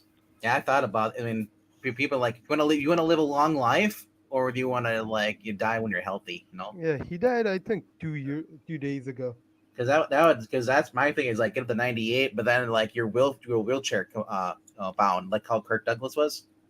Yeah, well, I mean, I know definitely up to at least a couple of years ago, he was still very, with it and able to move around and stuff. I'm trying to remember, it was either Turner Classic or no, I think it was Criterion. He had a really cool video where they would go and ask, famous directors, ask him, like for their top 5 and top 10 lists and stuff. And he kind of like went into the Criterion vaults and was pulling movies out, which was really fascinating. Yeah. So, what movies in the past 10 years have gone into the Criterion collection? Any good ones? Oh boy, I've got to think. I know. Or any of the past 5? Oh well, I mean, definitely. I mean, within the last 10 years, I mean, they released the whole Showa era Godzilla set. Which I have. But I mean, like, has any current movies gone into the Criterion collection? Probably not. I mean, just because studios aren't reluctant to give up those licenses. So out of the movies you've seen in the past 10 years, or any that stand out, do you actually think that should go into it? In the past 10 years? That are quality for Criterion collection? Oh, I know- well, I mean, for example, I'll give you an example. A Criterion edition John Wick would be amazing. Yeah. Because it would, because the extras would be awesome. The commentaries would I'm be going to get fantastic. these down, get the next round up. And The board goes to RDV. and the video would be at the highest level. I mean, the thing about Criterion is before studios realized, that they could really make money off of special edition releases. Criterion had some amazing licenses. I've got a laser disc of the Criterion collection Ghostbusters, for example. Nice. Nice. Now it's a frisbee. I have, believe it or not, Give me just a moment there, okay? This is the same situation with the bags. I got these today. I apologize. We have issue number 221 of Daredevil. And we have issue number 222. The bags are good. That's what it is. And issue number 224. Here's issue number 234. Is this the Mackenzie era? Then we have issue number 235. And here is 237, 239, 240, 241, and 242. Bidding begins at $2 each as soon as LK says go. I'm pretty sure Zan is Senti. The bottom ones. Say again. D through J is I think. Yeah, I think so. She took over from Miller the second time. Yeah, so. because I mean the font, the title font looks like in a similar. The ones above though, those are Stan. No, that's just a different font. Those are same time period. Oh, really? Okay. Mm-hmm. Okay. Well, you never know. I'm sure there's like 6 different freaking title fonts for each freaking Marvel book. I went to. I found a lot of Daredevil, by the way. There are more Daredevil to come in auctions later, as well as X-Men. So that was something. Let's see, Superboy. I think I'll do a unboxing video after or tomorrow. Is that Punisher on G? G is not the Punisher. No. Well, it's Daredevil. Okay. Yeah, that's Daredevil, and that's a murderer. Okay, Yes. I was like, it looked like a giant Frank Castle with that belt. Yep. The Irishman Punisher hit does criteria make an immediately. appearance in the Nascenti run, though. What's that, Cat? So, Punisher does make an appearance in the Nascenti run, though. Okay. Yeah, I mean, from what I've heard, I've never read the Innocenti run from what people have told me before in the past. They said that Innocenti run wasn't that much different from Frank's. I mean, it kind of just kept going. The only thing that was different is they brought back Electro. That was Innocenti, right? No, I think I'm not sure. I think her whole thing was Typhoid Mary. Okay. Yeah. Then, Anybody here a Teenage Mutant Ninja Turtles fan? Cartoon, sure. Okay. Saturday morning. I'm a fan of the comics. Like Donatello or Leonardo? his personality wise, Leonardo's pretty cool, but Donatello, like he's got invention stuff. I mean, they're all kind of equally cool. I mean, Well, Donatello does machines, but Leonardo has a dual wields katana, so. yeah. Well, I found an autographed by Eastman and Laird copy of both Leonardo and Donatello's solo book, and I might actually try to get this one.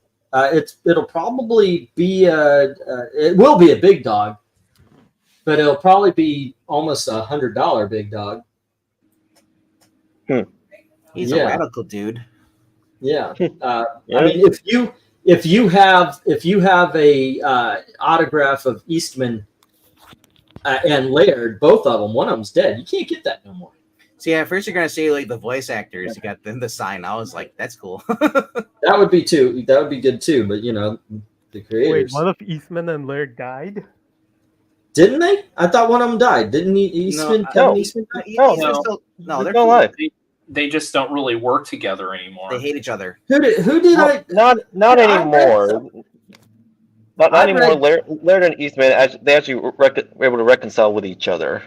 Okay, I read somewhere that one of them died. Okay, they died in the same. They died in the same plane crash as Paul McCartney, I guess. Go figure. And Mike Barron. All right, let's get these down. No interest in the Daredevils here. Oh, Alright. Dominic came in with $2 on Daredevil books. I feel like William Lazar Loeb's gonna take over Nexus after Mike Barron dies. Yeah, with his health the way it is, I don't think William Metzner Loeb is It's a outliving wonderful night for me. Barron. I got Well, even though Loeb is a very talented writer, and he deserves some more. All right, honor. kids. Speaking of Teenage Mutant Ninja Turtles, here's the Lost Years, issue number 5. The last run in Lost Years. Then we have Aster, issue number 2. Ooh. And we have Justice Inc., number 1, by the creator of Doc Savage. And then we have X-Men, issue number 60. 90s. And we have X-Men number 62. More 90s. Next up, we have X-Men number 64. Ooh. And we have X-Men, or Uncanny X-Men 320. Here is X-Men, Uncanny X-Men 190. See, it ain't so. And then we have Uncanny X-Men 307 and Uncanny X-Men 317. Bidding begins at $2 each as soon as LK says go. Ah, cool on goth. Mm-hmm. And also, He's just and everywhere also these days. Exodus. I know, Exodus. What was the other one? Graviton? That's an Avengers villain, right? Yeah. Yeah. Yeah. But I mean, I'm just saying, like, you have like people have similar powers to Magneto a little bit, almost. Well, no, Exodus. He's a telekinetic, as well as a telepath too. But his telekinesis is his most powerful asset. Was he like didn't he like Magneto, but then he like, I'm better than Magneto now? I thought that was No, One of the two was. no, Exodus was a follower, and he didn't become a Starscream. You know what I would like? I would like them to redo and re-release those X-Men Legend games. Did y'all play those? Nope. Honestly, yes. And then we just ironically bring this up because every once in a while on Twitter, Ultimate Alliance pops up. That intro. Yeah. I love that intro. Oh my gosh. Those games are fun. They're co-op and they had good storylines, and you could swap out characters and get specific perks for teams. New Avengers or what was the other one with the girls? It was like The Lady Liberators.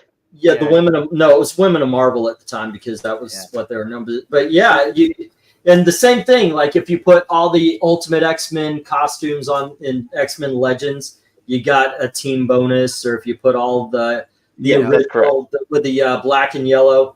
So yeah, you do get things for certain teams. Like if you played the Fantastic Four and Marvel Ultimate Alliance, you get benefits and such. So yeah, it was a really good game. I would like to. I would love it if they brought those back. That was just a lot of fun. A remastered edition for the two games would be beneficial. All right, so Jim's got I and J, and Dominic just took A through H. Everybody keeps talking about the Acolytes. I don't know if we're talking about wrestling, if we're talking about the new Star Wars thing. Oh, the new Star Wars thing. No. That is the best thing since sliced bread.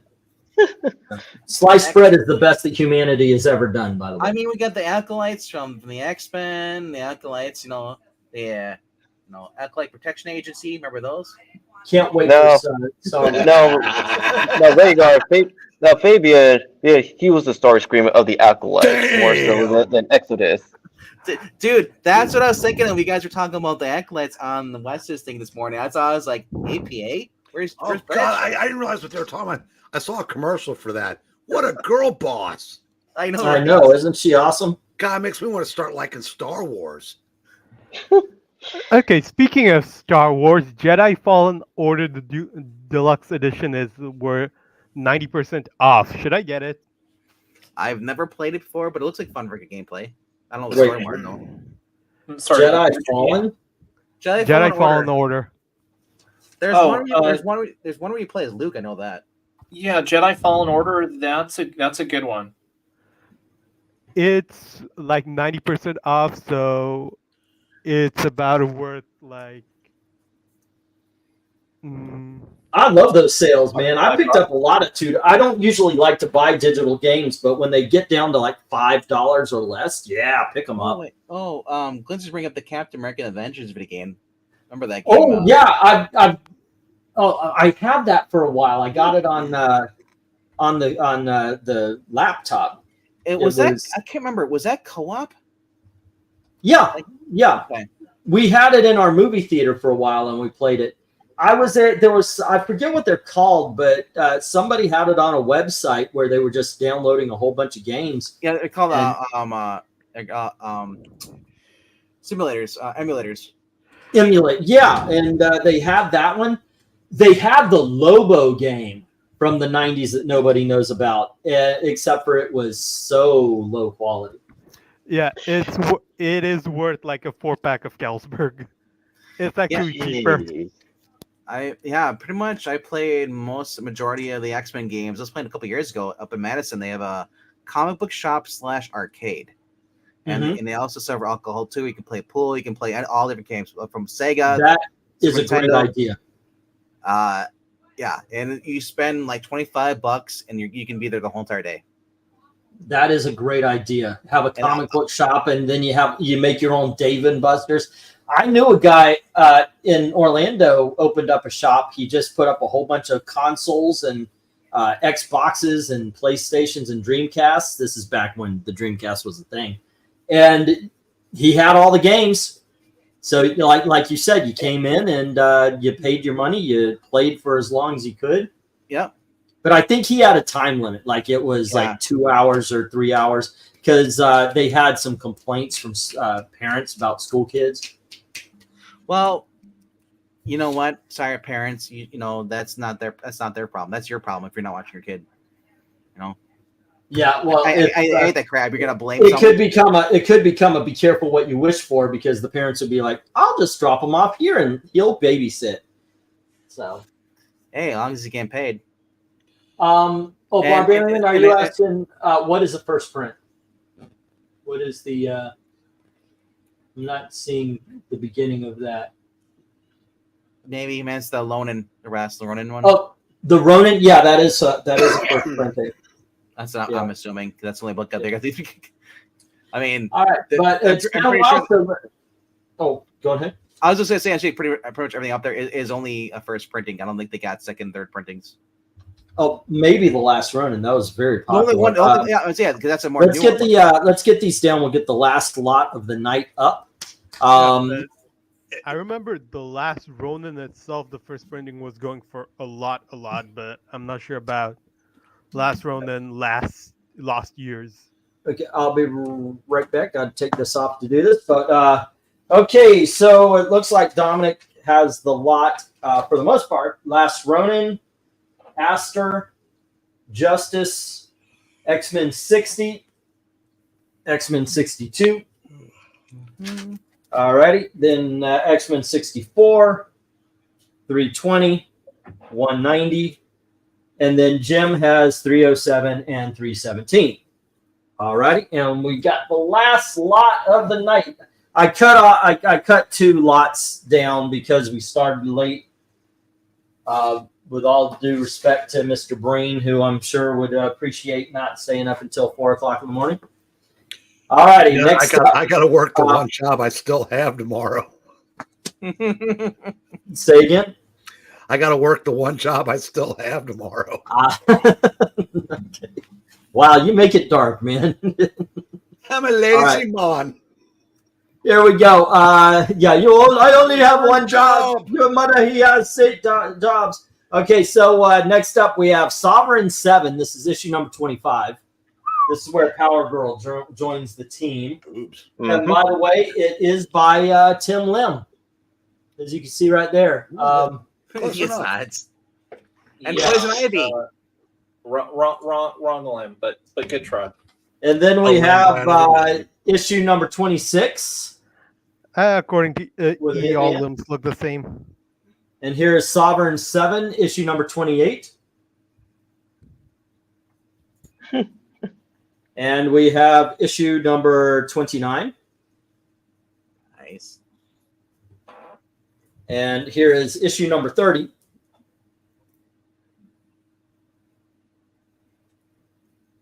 Here's Sovereign 7, issue number 31. And issue number 32. Issue number 34. Number 35.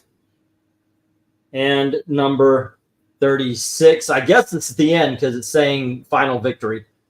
Yep. Yeah, all right, there you go, gang. Bidding begins at $1 each as soon as LK says go. Last lot of the night. Okay. Yo. If you started the season on the White Sox, got released, and then picked up by the Angels, Were you just destined to have a sucky year? I would say so. I mean, as sucky years you can have being a major league player making 7 figures, but still. Yeah. Although I would say it would probably be worse if you went from the Angels to the White Sox. It's getting close now. White Sox are actually over 500 for the past 2.5 weeks. Oh wow! Since they started 3-22, that's the problem. But they're like 2 or 3 games over 500 since. I've been having fun watching Brower play. Hmm. You know who's not having fun watching baseball? Me or LK. Well, that's because you watch the ones with the umpires. It's been up and down. Yeah, more down than up though. It's you got. They're among the 2 bigger disappointments in baseball. Wait. What's been up and down? The strikes or the balls? Because they seem to be This age. Holy shit! Scooble wins again. God, remember, gentlemen, after age 40, if you feel like you have a third testicle, you might be dying. Thank you. Even more bad news to look forward to in 12 years now. Thanks, RDV. You check for lumps. God Sure damn it! That bad news is so 22 years ago. Venkman, have you heard of a channel called "There I Ruined It"? I've heard of it. Yes. Have you heard of one? What Pearl Jam sounds like to people who don't like Pearl Jam? No, I And what'd they say? You nailed it. It sounds a lot like Creed, actually. Yeah. Okay. Well, no, wait. No, in defense of Creed, I can actually understand what he's saying. The other guy sounds like Opera Man. I just sent it to Sports Ball. It's not good. It's not good. Jeremy spoken last Yeah, it's bad. It's very bad. Comic Book Frog says A through J. I was wondering if anybody would go through for these. Yeah. I thought Hitman was in one. Say again. Well, That's the one good song. One at a time, guys. Take turns. Go lay down, Venkman. We've been talking over each other all night because he can't hear us for one, so he's been doing it more than anybody. I said I didn't know. So I was just wondering. I mean, I don't know. Do you guys read Sovereign 7? I did when it came out. I did. It's a book. I mean, I know it started off with Chris Claremont, but well, more important question: do you read Sutter Kane? the thing is Power Girl being in it, I think, is a big sell. Did he Claremont not stay till the end, or Actually, I'm just fucking around with you guys. Yeah, he's all the way to the end right here. Okay, Yeah. I didn't know. I'd forgotten one way or another. Yeah. I mean, more or less, I almost want to say he's got a co-ownership in the characters, but I'm not positive. I mean, as far as I know, he's the only one that's like ever written them. I'm pretty sure he's the only one that ever would. Cool. Yeah. No, he is the co-owner of the characters he had created for Sovereign 7. I mean, it's also a very, very fun series, and not a lot of people really talk about all that much. How about you, RDV? What do you have to say? I was just gonna say the reason I'm bidding it because I get Power Girl and Hitman on the same team. I know, right? That's like a Justice League International kind of lineup there. I'm just waiting. Awesome. Yeah. They're guest stars. They're not part of the team. Well, Power Girl's in there for several issues. Yeah, she's a guest star from issue 25 to 36. I think she did join. Hitman. Yeah, she did. Yeah. I don't think Power Girl's a star anymore. I think it's now Steepler. Yeah, I'm trying to think. Maybe it was the.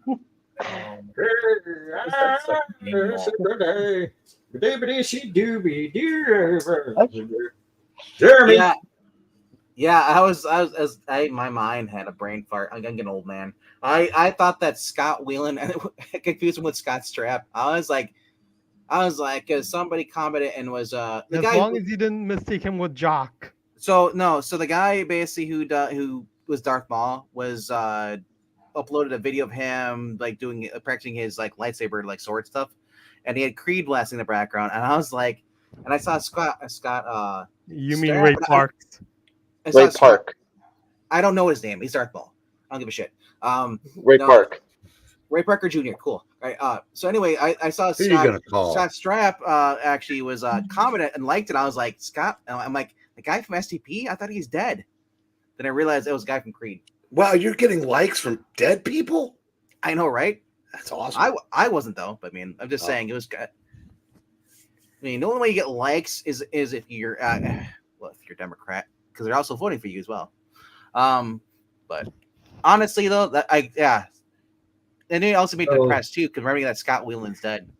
Speaking of things that people like, Breen, what do you think of these books? Speaking of, we're talking over people. Let's all talk at once. La la la la la. Venkman just turned into an episode of the Monkeys. England team sounds like he's having a stroke. Yeah, a little bit. Likes from dead people. RDV can be president, and I think that would be. I'll go Democrat if it means I get more views from dead people. That'd be awesome. Well, I've been breaking all my friends outside the country. They're gonna vote for me. As well they should, sir. As well they should. You want to live here? You're gonna vote for me.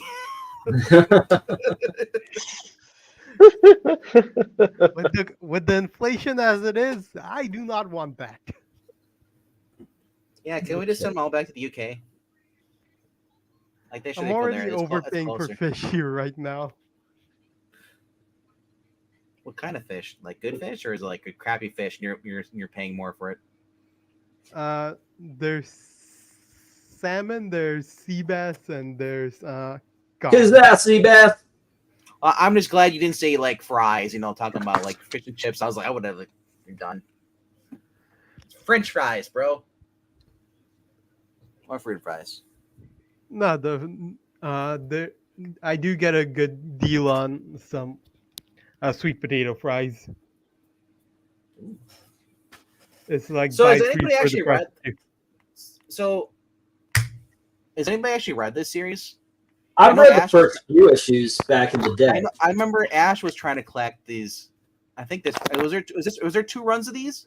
Like another series? No, just one. There's one 36-issue run and three annuals basically. And that's it. And one special. All right. Yep. Well, that Sovereign 7 Plus when they were doing those plus books that one year. Okay. Yeah. Alrighty, let's get stopped. And RDB has the Sovereign 7. Yeah, I mean, I'll have like 30 hours plus because it's Claremont writing, but it'll be fun. Yeah.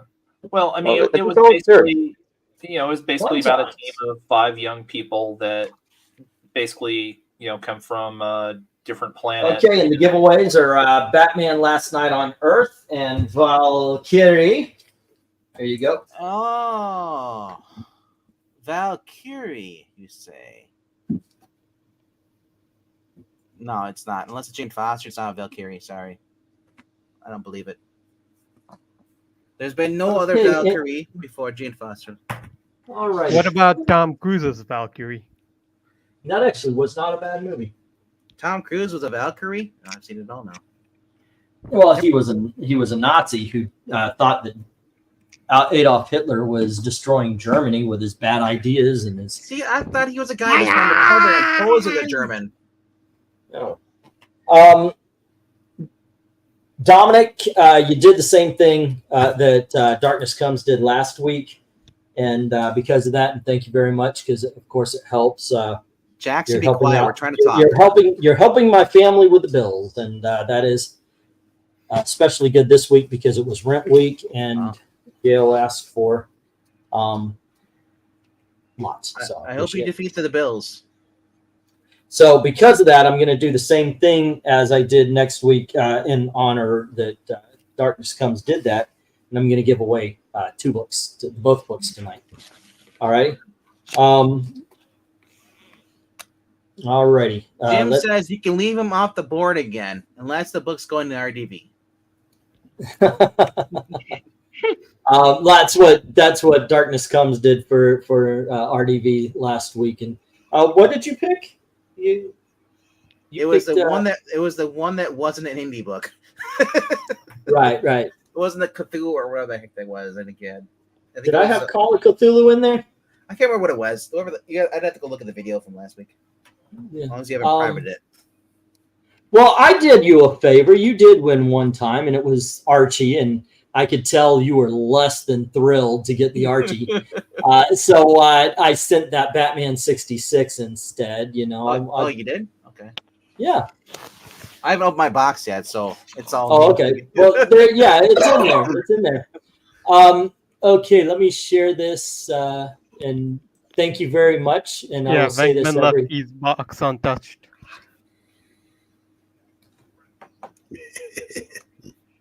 I think there's Always. a sex joke in there somewhere. In there or on there? On Around there. Okay. And once again, thank you very much to Austin, to Droon. Oh, goodness. I am so bad with, I wanted to do this, but MH. Oz, God dang it. I forget. I'm not good with abbreviations, but thank you very much to the gentlemen who support on Ko-Fi. If you do $5 monthly, you get a free spot on the wheel to win a book. Or $5 a month, you can help Oz Chris have sleeves. There you go. Yes. All righty. But let's go. Headroom. Let's go with RDV, who had the Spirit number 19 at 5, Birds of Prey Murder Mystery at 10, Storm 1 through 4 at 8, X-Men, and these are all $2, 28, 31, 33, 34, 35, 36, 37, 39, 40, and 41. And then Sovereign 7 at $1 a piece, 25, 26, 28, 29, 30, 31, 32, 34, 35, and 36. That is a subtotal of 53. I'll throw it in the box for you if you want, or you got a medium-sized box if you want to go now. But I like those big boxes. All right, it's like you want to fill the short box? There you go. Yes. Well, that reminds me of. I don't even know what reminds you of what. Huh? I'm sorry. It reminds me of my affair with a teacher I had, but he was really rough on me. So, okay, so we got the 5 spots here. 1, 2, 3. I mean, 4, he said no teeth. He meant it. And 5. Okay, yeah, but he meant he was taking his out. So we have Glenzer, who has Shade 1 through 4 at 5, and Firestar, not Firestorm.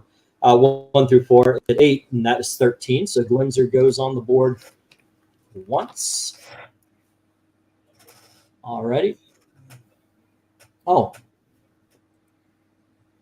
Add center image, upload image. Let's do from this one and see how the colors change. Yes. They don't change. Oh, there we go. All right, that is funky. All righty. And let's see. That's 13. Glenzer, I could, if you want, I know I'm holding some. I don't think we're up to a medium-sized box yet. If you want to send them along, let's go. I think we're over package. We just didn't fill that medium. So it would still be 15, but I don't think it's filled. Or did I send yours?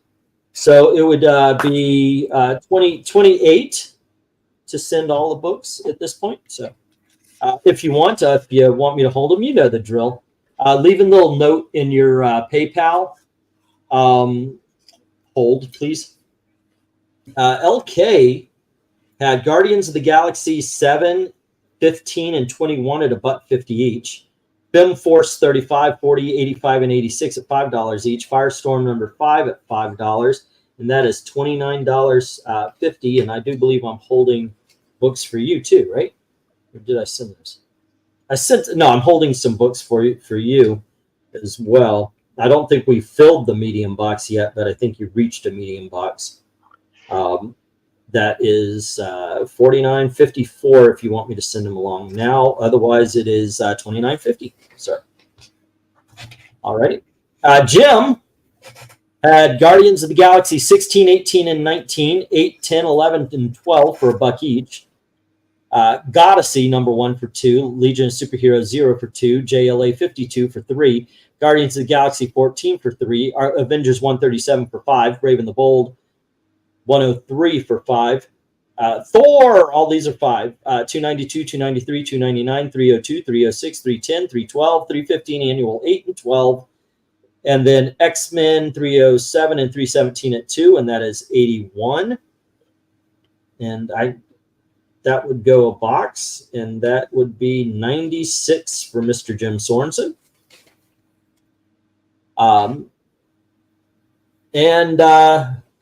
We're going to be here for a bit, but Dominic,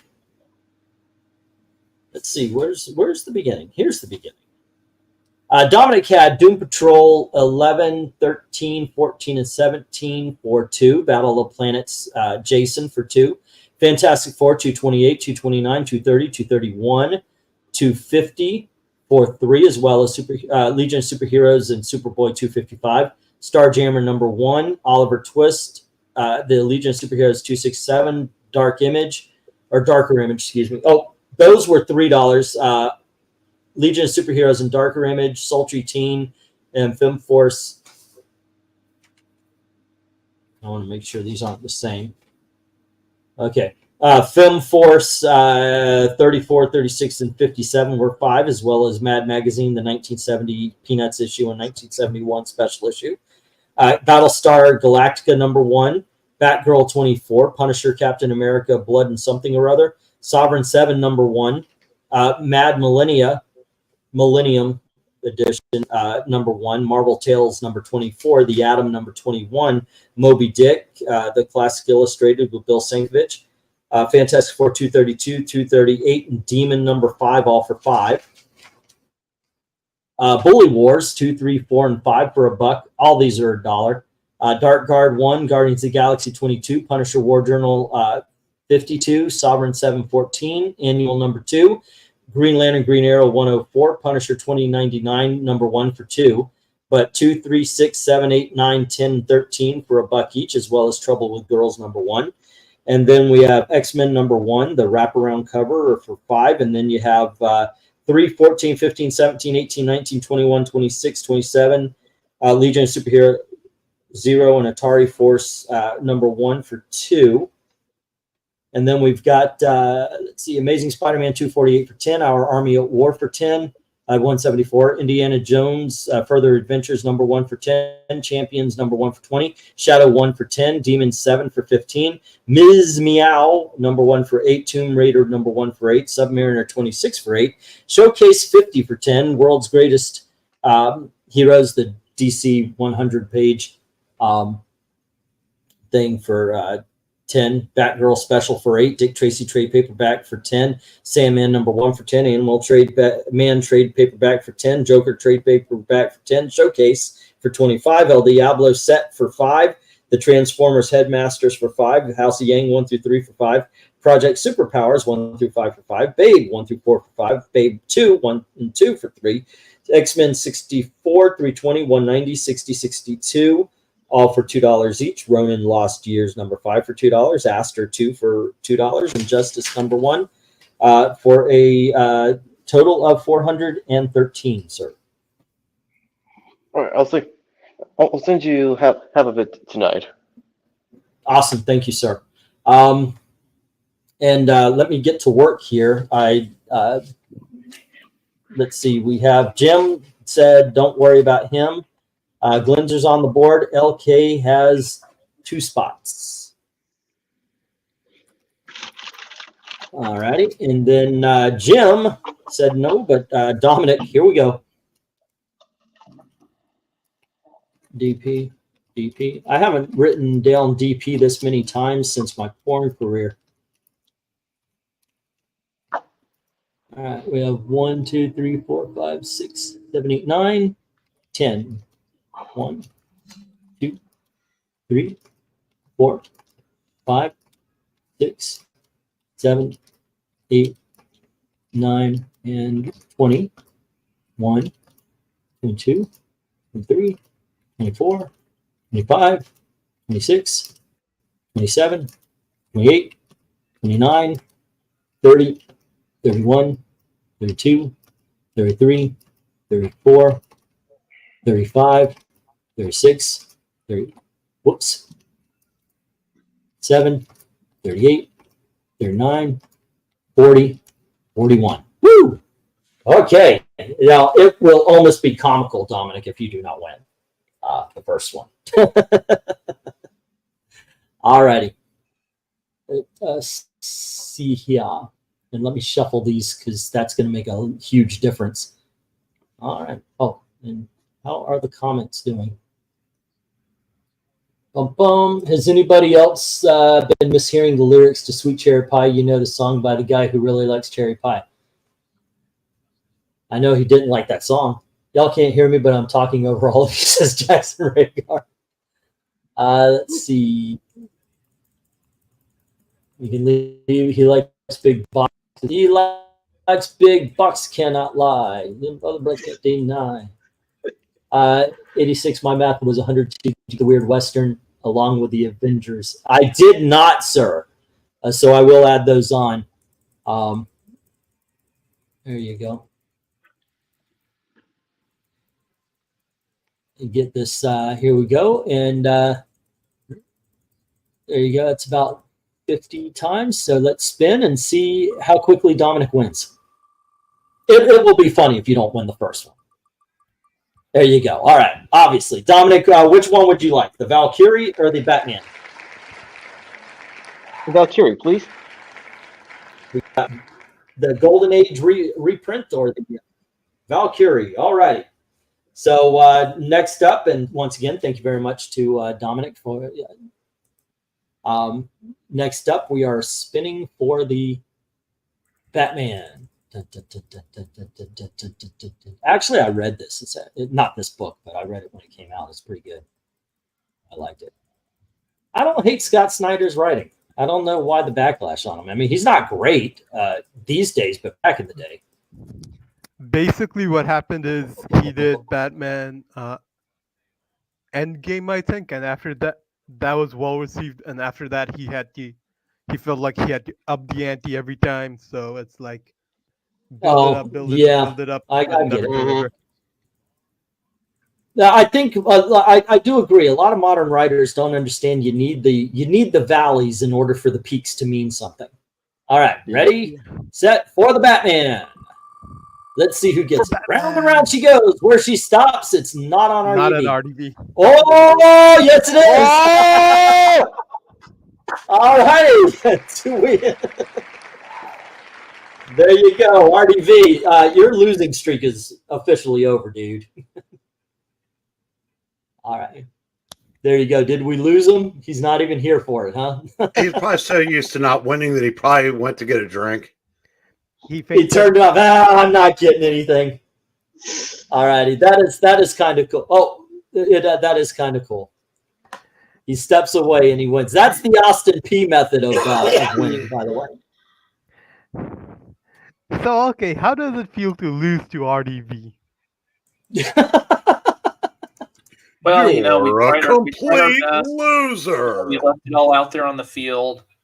You know, at the end, I'm pleased and you know, with the effort that we gave, and you know, it just wasn't our day.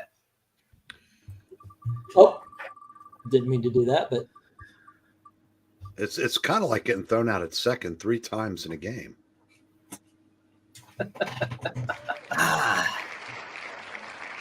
This Mountain Dew tastes so good. All right, there we go. That is, I do like doing that. Does it taste like runners? It tastes like victory. Runners up victory. Would this have been the book you went for, RDV? Had you won? Valkyrie is what I went for. That's okay. Oh, okay. Wow. I actually thought the Valkyrie was too. No. I've been reading Airboy. Yeah. I really did. Yeah, Dominic went for it. I really did. I thought because a lot of times I pick up something, I'm like, wow, that's really cool, and then it lands like a lead balloon. But yeah, I'm just glad that the guy spent $400 on your auction tonight actually won something. Yeah. I think that happened once where the person who spent it was like $150, got 15 spots and lost to Austin, who gets a free spot because of the $5 a month. Yes, by all means, please, guys, go on over, support support the channel. There are different tiers. Yeah, that $5 you get a spot on. You don't even have to be in the auction, although I do appreciate you doing it to win. And sometimes that happens, and it just goes on that I appreciate working for my money that you donate. I do appreciate it just being given, but but I don't mind or trading something. It's pretty cool. That being said, what do we have going on tomorrow? Well, obviously the Extreme Movie Show. If you haven't subscribed there, what are you doing? You should go check over. We're going to be talking about, I believe it's what's it called? Lady Vengeance? Lady Whirlwind. Lady Whirlwind. Angela Mouse, who starred opposite of Bruce Lee and Enter the Dragon. She played his sister, I believe, in the very beginning. And how did it go over you telling Rob that that Enter the Dragon was boring? He agreed. The best thing about that movie is John Saxon and Jim Kelly.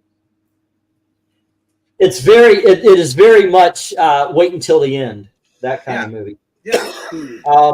I mean, Bruce Lee just comes off as like, I will not kill you until the end.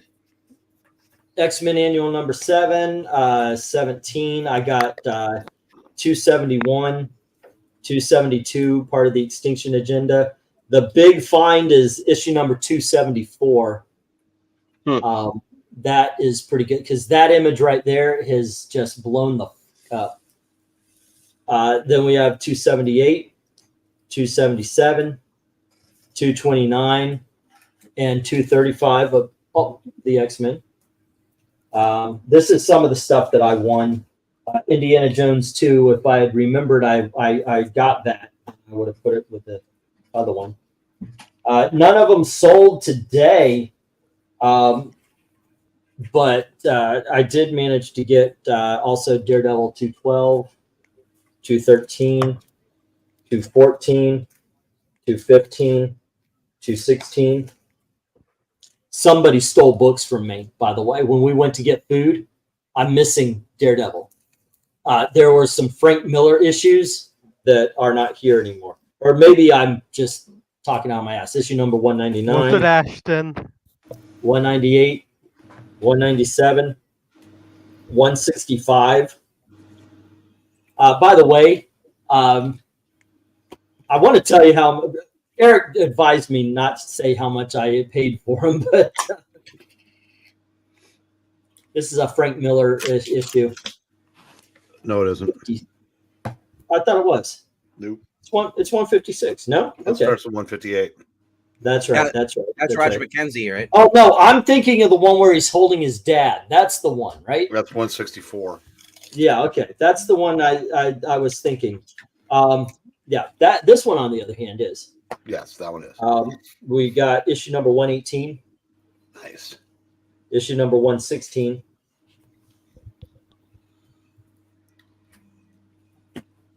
$0.50, by the way. Green. I got another can. Each one of these books, and all the books that I was looking through, all this Film Force I had to put back. Marvel Holiday Special. You'll see this. You'll see this again during Christmas. I am building up. I have said this before. I am building up I'm trying to build up an entire auction of Christmas books and Halloween books and all kinds of stuff like that. But even if I get a few lots, I'll be happy. Here is the Spectacular Spider-Man Annual number 8, right? 9. And then, here's number 10. And here's number 11. Here's Web of Spider-Man Annual number 5. With the Tuma. Web of Spider-Man Annual number 6. Now, I think I have the actual book, but I ended up getting this one just in case I didn't because I got the rest of the series. But here's the True Believers Infinity War #1. You're going to see the rest of the series up here in a little bit. Once again, I managed to snag all of these for 50 cents each. Fantastic Four #214. Fantastic Four 216. 217. 219. 273. First appearance of the He Who Remains. Issue number 2, 3, 4, 5, and 6 of Infinity War. Is that Professor Hulk on the cover, one of them? Hope that wasn't. Right there. I can't stand Professor Hulk. It's just... The Avengers, issue number 214. Issue number 219. Watcher. Issue number 193. Moondragon. Oh, Moondragon. I thought it was a Watcher. Magic issue number 1. The first appearance of Magic, by the way. I think that New Mutants thing. Oh, but she's named Magic in this one, so it's the first appearance. No, there's a fucking book with the name Magic on it. Yeah, she doesn't come until her name Magic till that book. Otherwise, she's just Ileana. Right. But that's in which case, Giant Size X-Men #1. That's the first appearance of Magic. All right, so issue number 104 of Daredevil. Nice. And then we have Amazing Spider-Man 282 with the border cover. Awesome. On the Now, border granted, these are going to look better when I put them in new bags and backing boards. But honestly, leave them in those. It kind of adds, like, to like, this guy's legit, like, because that's how normally we'd find them anyway. I feel like I actually Daredevil Yellow, the entire series. Speaking of things that need to go be bagged and boarded up, Breen, don't you have to go to bed? What are you sending him to bed for? Like he's 63. Come on. I expect better of you, Cat. Yeah, but I've already mentioned Saturdays is my drinking day, so I'm very tipsy right now. I gotta ask one question though, Eric. Why? Why do you expect better of him? That's on you, dude. You know what? Well, okay. He's like someone who's peaked, is on the way down now. But I prefer to remember him the way he was. Wait. Okay. Aren't you 30 now, Cat? No. Another book. I'm 9 next month. He might be drooling in a cup by 30. Hey, kiddo. What you getting? Little Debbie's? Dude, Little Debbie's now has ice cream. Get the Nutty Bar ice cream bars. Oh yeah, I saw that. I want to try the Star Crunch ice cream. Here is another Christmas issue. It is Sergeant Rock, and this is issue number 414. Star Crunch is with creamy filling. The Avengers issue number 363, and it is shiny. Ooh. The Avengers annual number 17 with the Evolutionary War. He's gone. The Avengers issue number 190. Thor issue number 350. Thor annual number what is this, 11? And I know somebody who has issue number 1 of this. And when I saw it, I was like, fuck it, I'm getting them all because I've never seen this all together before. So I will have to get issue number 1. There's a guy down the road around the corner who has it. I know a guy. But here is Wonder Man issue number 2. Whoa. And here is issue number 3. Issue number 4. Issue number 5. Issue number 6. What happened to his awesome costume, Bree? Here's issue number 7. Issue number 8. Issue number 9. Issue number 10. 11. 12. 13. 14. 15. 16. 17. 18. 19, 20. Oh, I'm missing the one. You guys, 22. I'll have to look for 21, 23, 24, 25, 26, and 27. That's just about it. Whoops. And then annuals number 1 and 2. I'm an issue away from an entire run of Wonder Man. I think that's kind of cool. Because I'll have to wait the 2 tries Yeah, at but selling it's Wonder before he Man. sends me the Wonder Man. Punisher War Journal, issue number 8. Nice. Yeah, that one is. You have the lawnmower cover? No, unfortunately not. I just love that because it's just so weird. Alrighty, let's see. Do. Might as well be a Married with Children and crossover in that story. Yeah. Alrighty. Yeah. She wants the Wonder Mams. It's Wonder Ma'am. Wonder Yeah. Gams. I mean, he was so great in that first costume, and then they had to downgrade him. You mean the one in the he was really cool in the Hollywood costume for sure. No, you know, with the jack packets on the back, you know, in West Coast Avengers, that was great. I know I've got a bunch of these somewhere, so I bought issue number 1 so I could make a set out. Oh no, it's annual number 1. Whoops, screwed up on that one. Curse of the Brimstone, annual number 1. They made an annual. Then I don't know if these will sell, but I thought they were pretty cool because they're in excellent condition. New Adventures of Superboy. Here's issue number 40. Issue number 26, 38, 53. I don't know. Yeah, these are 80s. Yeah. Then issue number 11, issue number 37. And then some Joe Fix-Its, issue number 348, issue number 349, 351, Nice. 352, 353, 354. Just that one with Spider-Man the cover makes me want to buy them. 355. You know, And, that's from the series from last year. I know, yeah. I mean, 56. I've never read the original series, so. He's not nearly as nice as he is in the miniseries. Well, I imagine.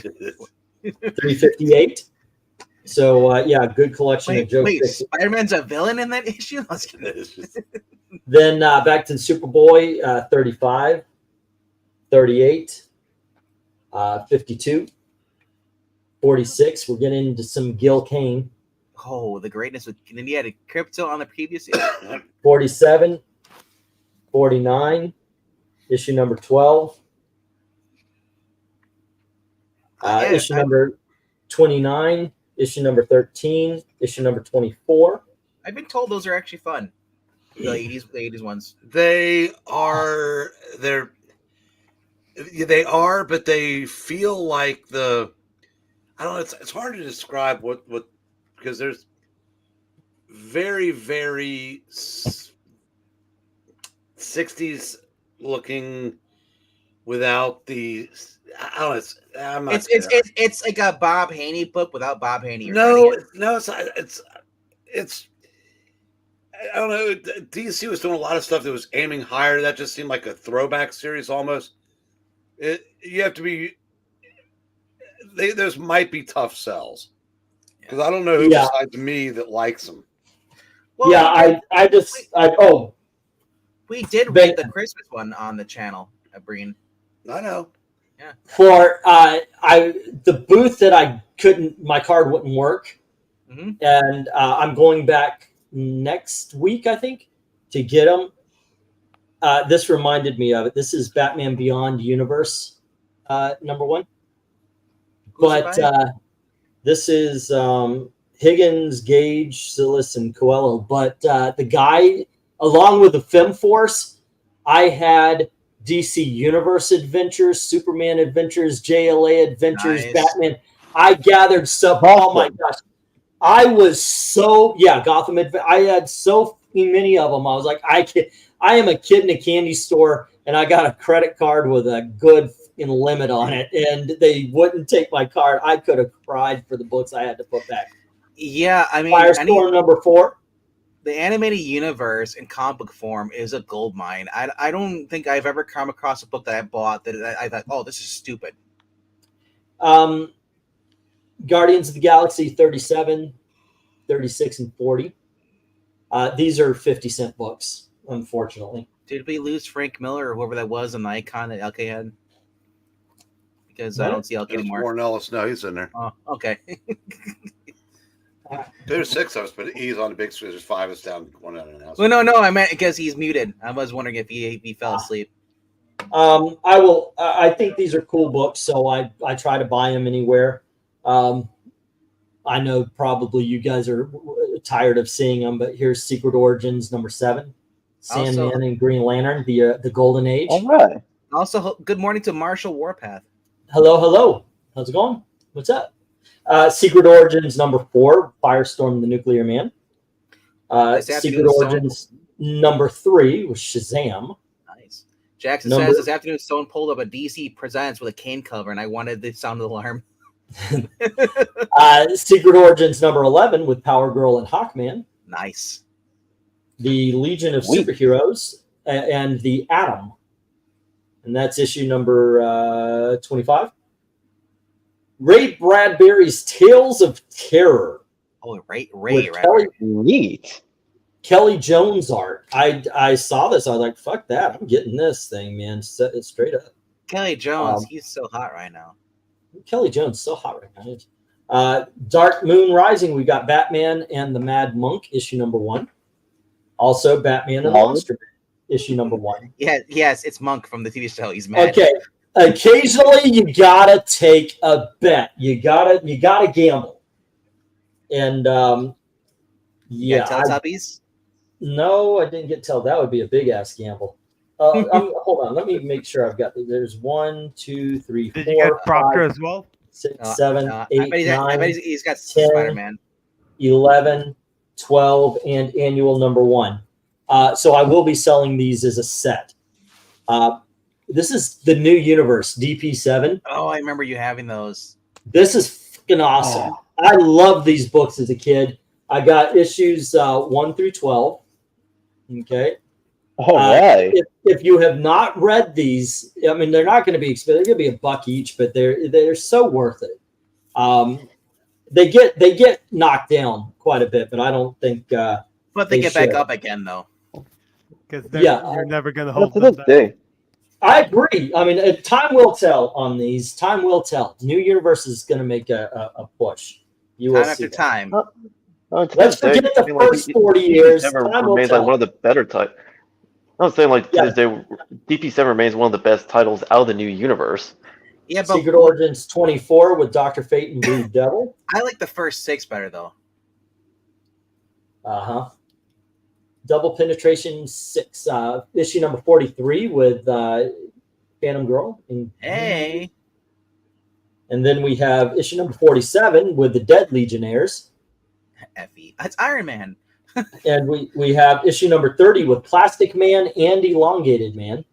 And then we have issue number 40, and this is the Apes, Gorilla Grodd, Kongorilla, Detective Chip. Wow. And issue number 16, which is Our Man, Warlord, and more importantly, ladies and gentlemen, Amazing Man. Yes. Neat. Elmer Fudd meets Magneto. The Spectre and Deadman, and that's cool. issue number 15. Issue number 10 is The Phantom Stranger. This tied into something, didn't it? Didn't it tie into Crisis or something? Legends. Says it's Legends. Issue number 8 is Shadow Lass and Doll Man. Hi, everybody. Then we have. You remember when we had 2 people fighting over this book, and they made it a $30 book? It's Teen Titans Annual number 3. 50. 50. What did it go up to 50? Wow. All righty. Next up. Remember when the auction had firefights and stuff? Or pushback? It occasionally does. Not recently, but it occasionally does. Then we have issue number 1 of Night Mask, the other really good title. Issue number 2 of Night Mask. Then we have issue number 3. Issue number 4. This reminded me so much of Dreamscape because it's basically a guy with the same powers. Issue number 5. Number 6. It also reminded me of Nightmare on Elm Street Dream Warriors. Number 7, yeah. Is he Number aboard 8. the Dreamweaver? Number 9. Oh, number 10. 11 and 12. Once again, this will be sold as a set. There we go. Well, you can't go wrong with Night Mask, DP7, or heck, even Justice. Just to name a few titles. Well, the ones I left behind were Merc and Spitfire, and if I had the money, they would have come with. You gotta take the Night Train. I got this. It's called Gunslingers: Startling Stories of the Wild Wild West, starring the Two Gun Kid and Caleb Hammer. Hey. And Blaze of Glory: The Last Ride of the Western Heroes by John Ostrander. So right there, sign of quality. But here you go. And it's issue 1 and issue number 2. Bon Jovi. Well, that's John Ostrander writing for Marvel. Yeah. And finally, X-Men issue number 286. Cool. 288. 289. 287. Yes. What is 287? That's Fortune Storm right there you just showed. That's cool. 290. We got 291. Is that where she lose her powers? 292. That was in the 190s. 293. 305. Damn. Annual 13. Annual 15. Daredevil 201. 203. 204. 205. 206. 27. One of my favorite Daredevils of all time, issue 208. 209. 210. 211. And issue number 243. The Frank Miller issues were taken off my pile. I hate when that happens, but anybody watching is in really slow, so you can actually see the books. Okay, but there you go, guys. Those were the books I got out of the Comicon today, plus the Thor and some of the stuff that you saw today. Those are solid finds. Say again? I said those are solid finds. Yeah, I had a choice: buy 1 or 2 big books or buy a couple of auctions. The guy said, if you pay cash, 50 cents each. All right, cool. I went to an ATM. It fucked me up because I couldn't. That's what shut me down. The bank said, no, we're canceling this. They're not going to let me pull money, and then I couldn't use my card. Otherwise, I would have another 140 books. So the guy said you can have an action for free if you come with me behind the bridge. No, I offered. He wasn't up for it. What does Amazing Man do? Does he make mazes? No, he's a normal guy in a helmet and a cape, and he tries to help out his neighborhood. It's really good book, by the way. He's called Amazing Man because they survived. We're amazed that he survived. Yeah. Well, in his first issue, he saves a baby from getting hit by a car. Does he put it in a microwave? After he saves it, yeah, he's like, well, it's mine now. I get to eat it. So he does. Sweet. Yeah. I mean, rules are rules. You got to follow the rules, Venkman. Anyway. Yeah. If you want books, you got to rob banks. Those are the rules. You have to rob the fucking bank. Just go start selling plasma. There you go. Yeah. Well, next year, I'm going to bring cash into that place for sure. It's just easier that way. And plus, I heard that all of them said that if you're paying cash, I'll make a bigger deal. Normal kind of helmet, a cape. So he's a cosplayer. Yeah, basically. Or he's Batman. kind of also because you find Batman out does lure a helmet. you find out later in one of the later issues that he's rich. So yeah, Actually, Batman does wear a helmet. If you're the Christian Bale version, the mask he puts on, the cowl, that actually is like a hard material. So it's kind of is a helmet per se. so anything of interest? Anything 305 with that perfect rogue, the Storm issues with Forge. Those are kind of cool. Yeah. How about you, Dom? See anything of interest? Yes, the Secret Origins as well as the Atom. Adam. As, along with the John Ostrander Western Heroes. Yeah, that looks cool. Yeah. Anything? How about you? How about you, Eric? What? Anything of interest? I have just about everything you showed, but yeah. But I like the. I'm a big fan of the Secret Origins also, but yeah, I do agree with whoever was said. You know, how big is if it's on the title? How big a secret can they be? Right. Everybody knows your origin. Is it really a secret? I guess I was very excited to be able to get nearly an entire run of the Wonder Man, and anytime I can get a Sergeant Rock, if it makes sense, especially the Christmas issue, that's a lot. There was a lot of good stuff. The Fem Forces were cool. I wish I could have gotten the other ones, but yeah, I think this is going to be next week's auction, by the way. So there is that. I might push it because if I'm going to meet this guy at a show to get the books that I missed, I might push the auction to Monday because it's in Indianapolis and I don't know how the travel time would be. I guess I got to be home by 4 anyway to get Gale. So if I get out, say again. I was going to say, do they allow filming in this place? Yeah, but there was nothing to film. It was literally 2 rows. It was very, very small. This is ridiculously small. Clip that, somebody. Yeah. Please don't. I don't need that kind of shit in my life. All righty. You guys, thank you very much for making another successful auction. Thank you for hanging out and chatting with us, and thank you to RDV, Black Cat, Warren Ellis, Fred Flintstone, and Circular No Name Guy. Dominic, yeah. Yep. Okay. Well, yes, I actually know it. Well, he spent his avatar money on your books tonight, so there you go. I appreciate it. Yes. Yes. I was gonna say he's like one of the youngest guys here, but he doesn't have an icon up. But the older one here, yeah, one of the youngest guys. He is the youngest guy. He's younger than you. With an old soul.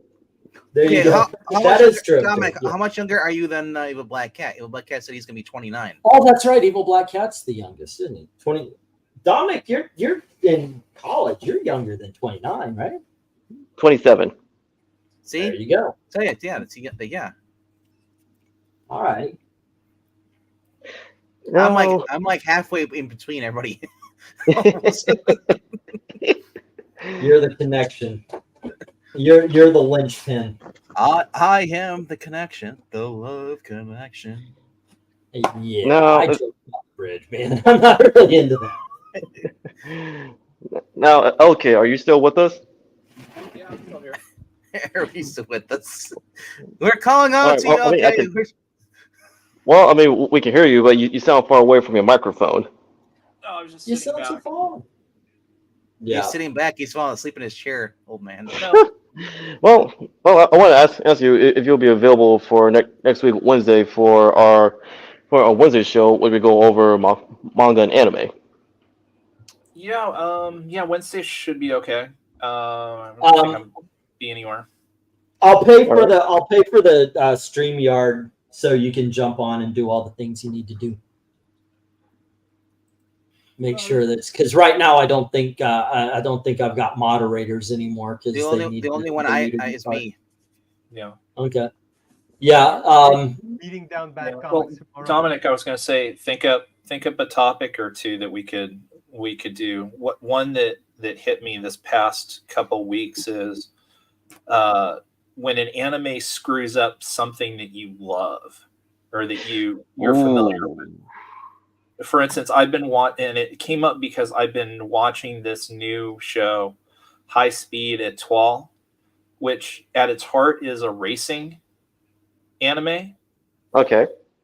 But there are so many dumb things in this. Just simple stuff in terms of, yes, a driver would know what a blue flag is. They would never let her on the track if she didn't know that. Speaking of your topic here, Ninja Kamai, people expected, oh, we're going to have a revenge story. And then, like, oh, now there's mech suits. People bitched about that. It's like, because they went a different direction. Right. But this past season, there were 2 racing shows that were both really good. Okay. And then seeing this one, and it's just some of the stuff in here is just absolutely mind-boggling. And so I was thinking about other shows, where, because usually, and that's one thing, when you think about otaku culture, part of it is hyper detailed, on whatever genre. When an anime character ships with someone you don't want to ship with because you think the other ship's cuter. Oh God, no. And then this week's blanking Mushu. I want to say Mushu. The Mushoku Tensei. Yeah. Boy, that was a gut punch of an episode. Mm-hmm. You know what I'm having a hard time watching? X-Men 97. Really? I don't blame you. I am 5 minutes in. I'm like, you need to keep watching because it gets amazing. Okay, I'm trusting you guys because y'all said that, but I'm watching and I'm like, do I really want to watch this? I mean, no, I understand where you're coming from because with this first season, like, it's adapting so many storylines. I haven't even made it that far. It's just, but part of me is like, I'm a little bit OCD that I like to watch things in order. And I saw season 1. And I think I saw season 2, but I don't remember it. Go back and watch it. Yeah, that's what I'm thinking. In order to get to 97, I need to watch the first 5 seasons. And it's on there. It's on Disney. Well, Genosha happened as season. Genosha happened as season 4. Okay, but yeah, I think I just saw I saw season 1 and then just episode. Sorry, RDV, go ahead. Yeah, I'm just saying. For full information, you should probably watch the last 2 seasons of the show.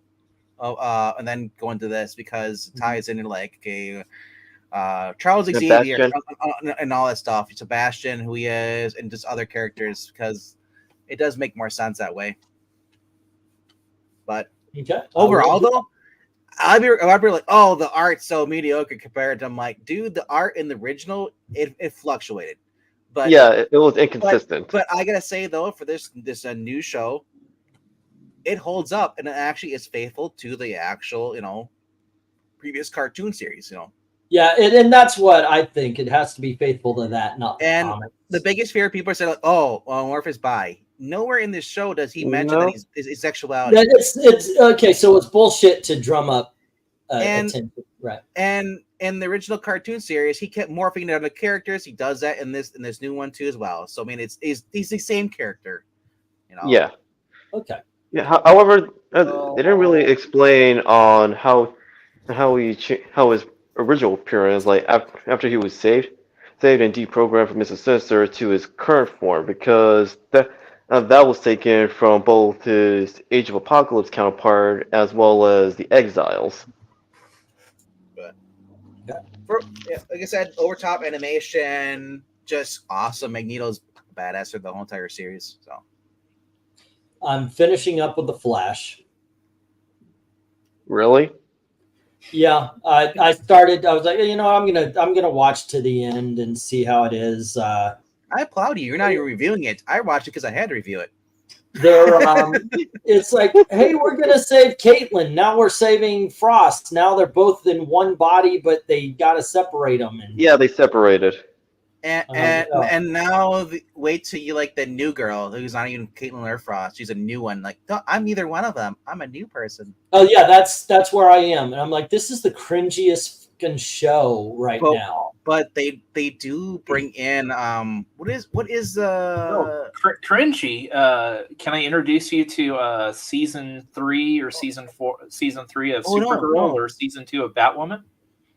I saw episode 2 of Batwoman. And I said, you know what though, tapping out. Batwoman season 1 is nothing compared to the next 2 that came after, which were way worse. I don't need to know that. I will never. I probably will at some point. But I'm saying it's watchable. There are good shows I forgot to watch. I haven't seen season 2 of Legion yet, and I loved season 1. So there's actually good shows I haven't seen yet. But I still have to finish this one. Rhaegar says, I haven't heard many people complaining about Morph. If anything, they may comment on it being weird, but overall they've been praising it. And he's also saying that the only complaint he heard is it's too fast paced. I don't know. I'm just not. It's just, sometimes when you turn something on, it doesn't jazz with you. So at some point, two people I hear complaining about it, the people who haven't watched it and the people who have an agenda. That's true. Yeah. However, I will say besides the pacing, which is actually a consistent critique, is all. People also take issue with the dialogue, because this takes place in the original Marvel animated universe. In this case, in the 90s. However, like the way they talk to each other, like the lingos and whatnot, they sound too modern to be the 90s. I didn't really notice that. I mean, Wolverine, the actor sounds a lot older. So does the one who plays Rogue. She sounds older. If anyone talks about privilege, it is definitely wrong. It's just wrong. But I mean, overall, like I said, I enjoyed it. It's already green light for a season 2, unless I heard. So yeah, I mean, I don't know. So far, depending on how things turn out with season 1, people are theorizing that season 2 will be an adaptation of the Onslaught event. Yeah. Well, don't give out spoilers, okay, bro?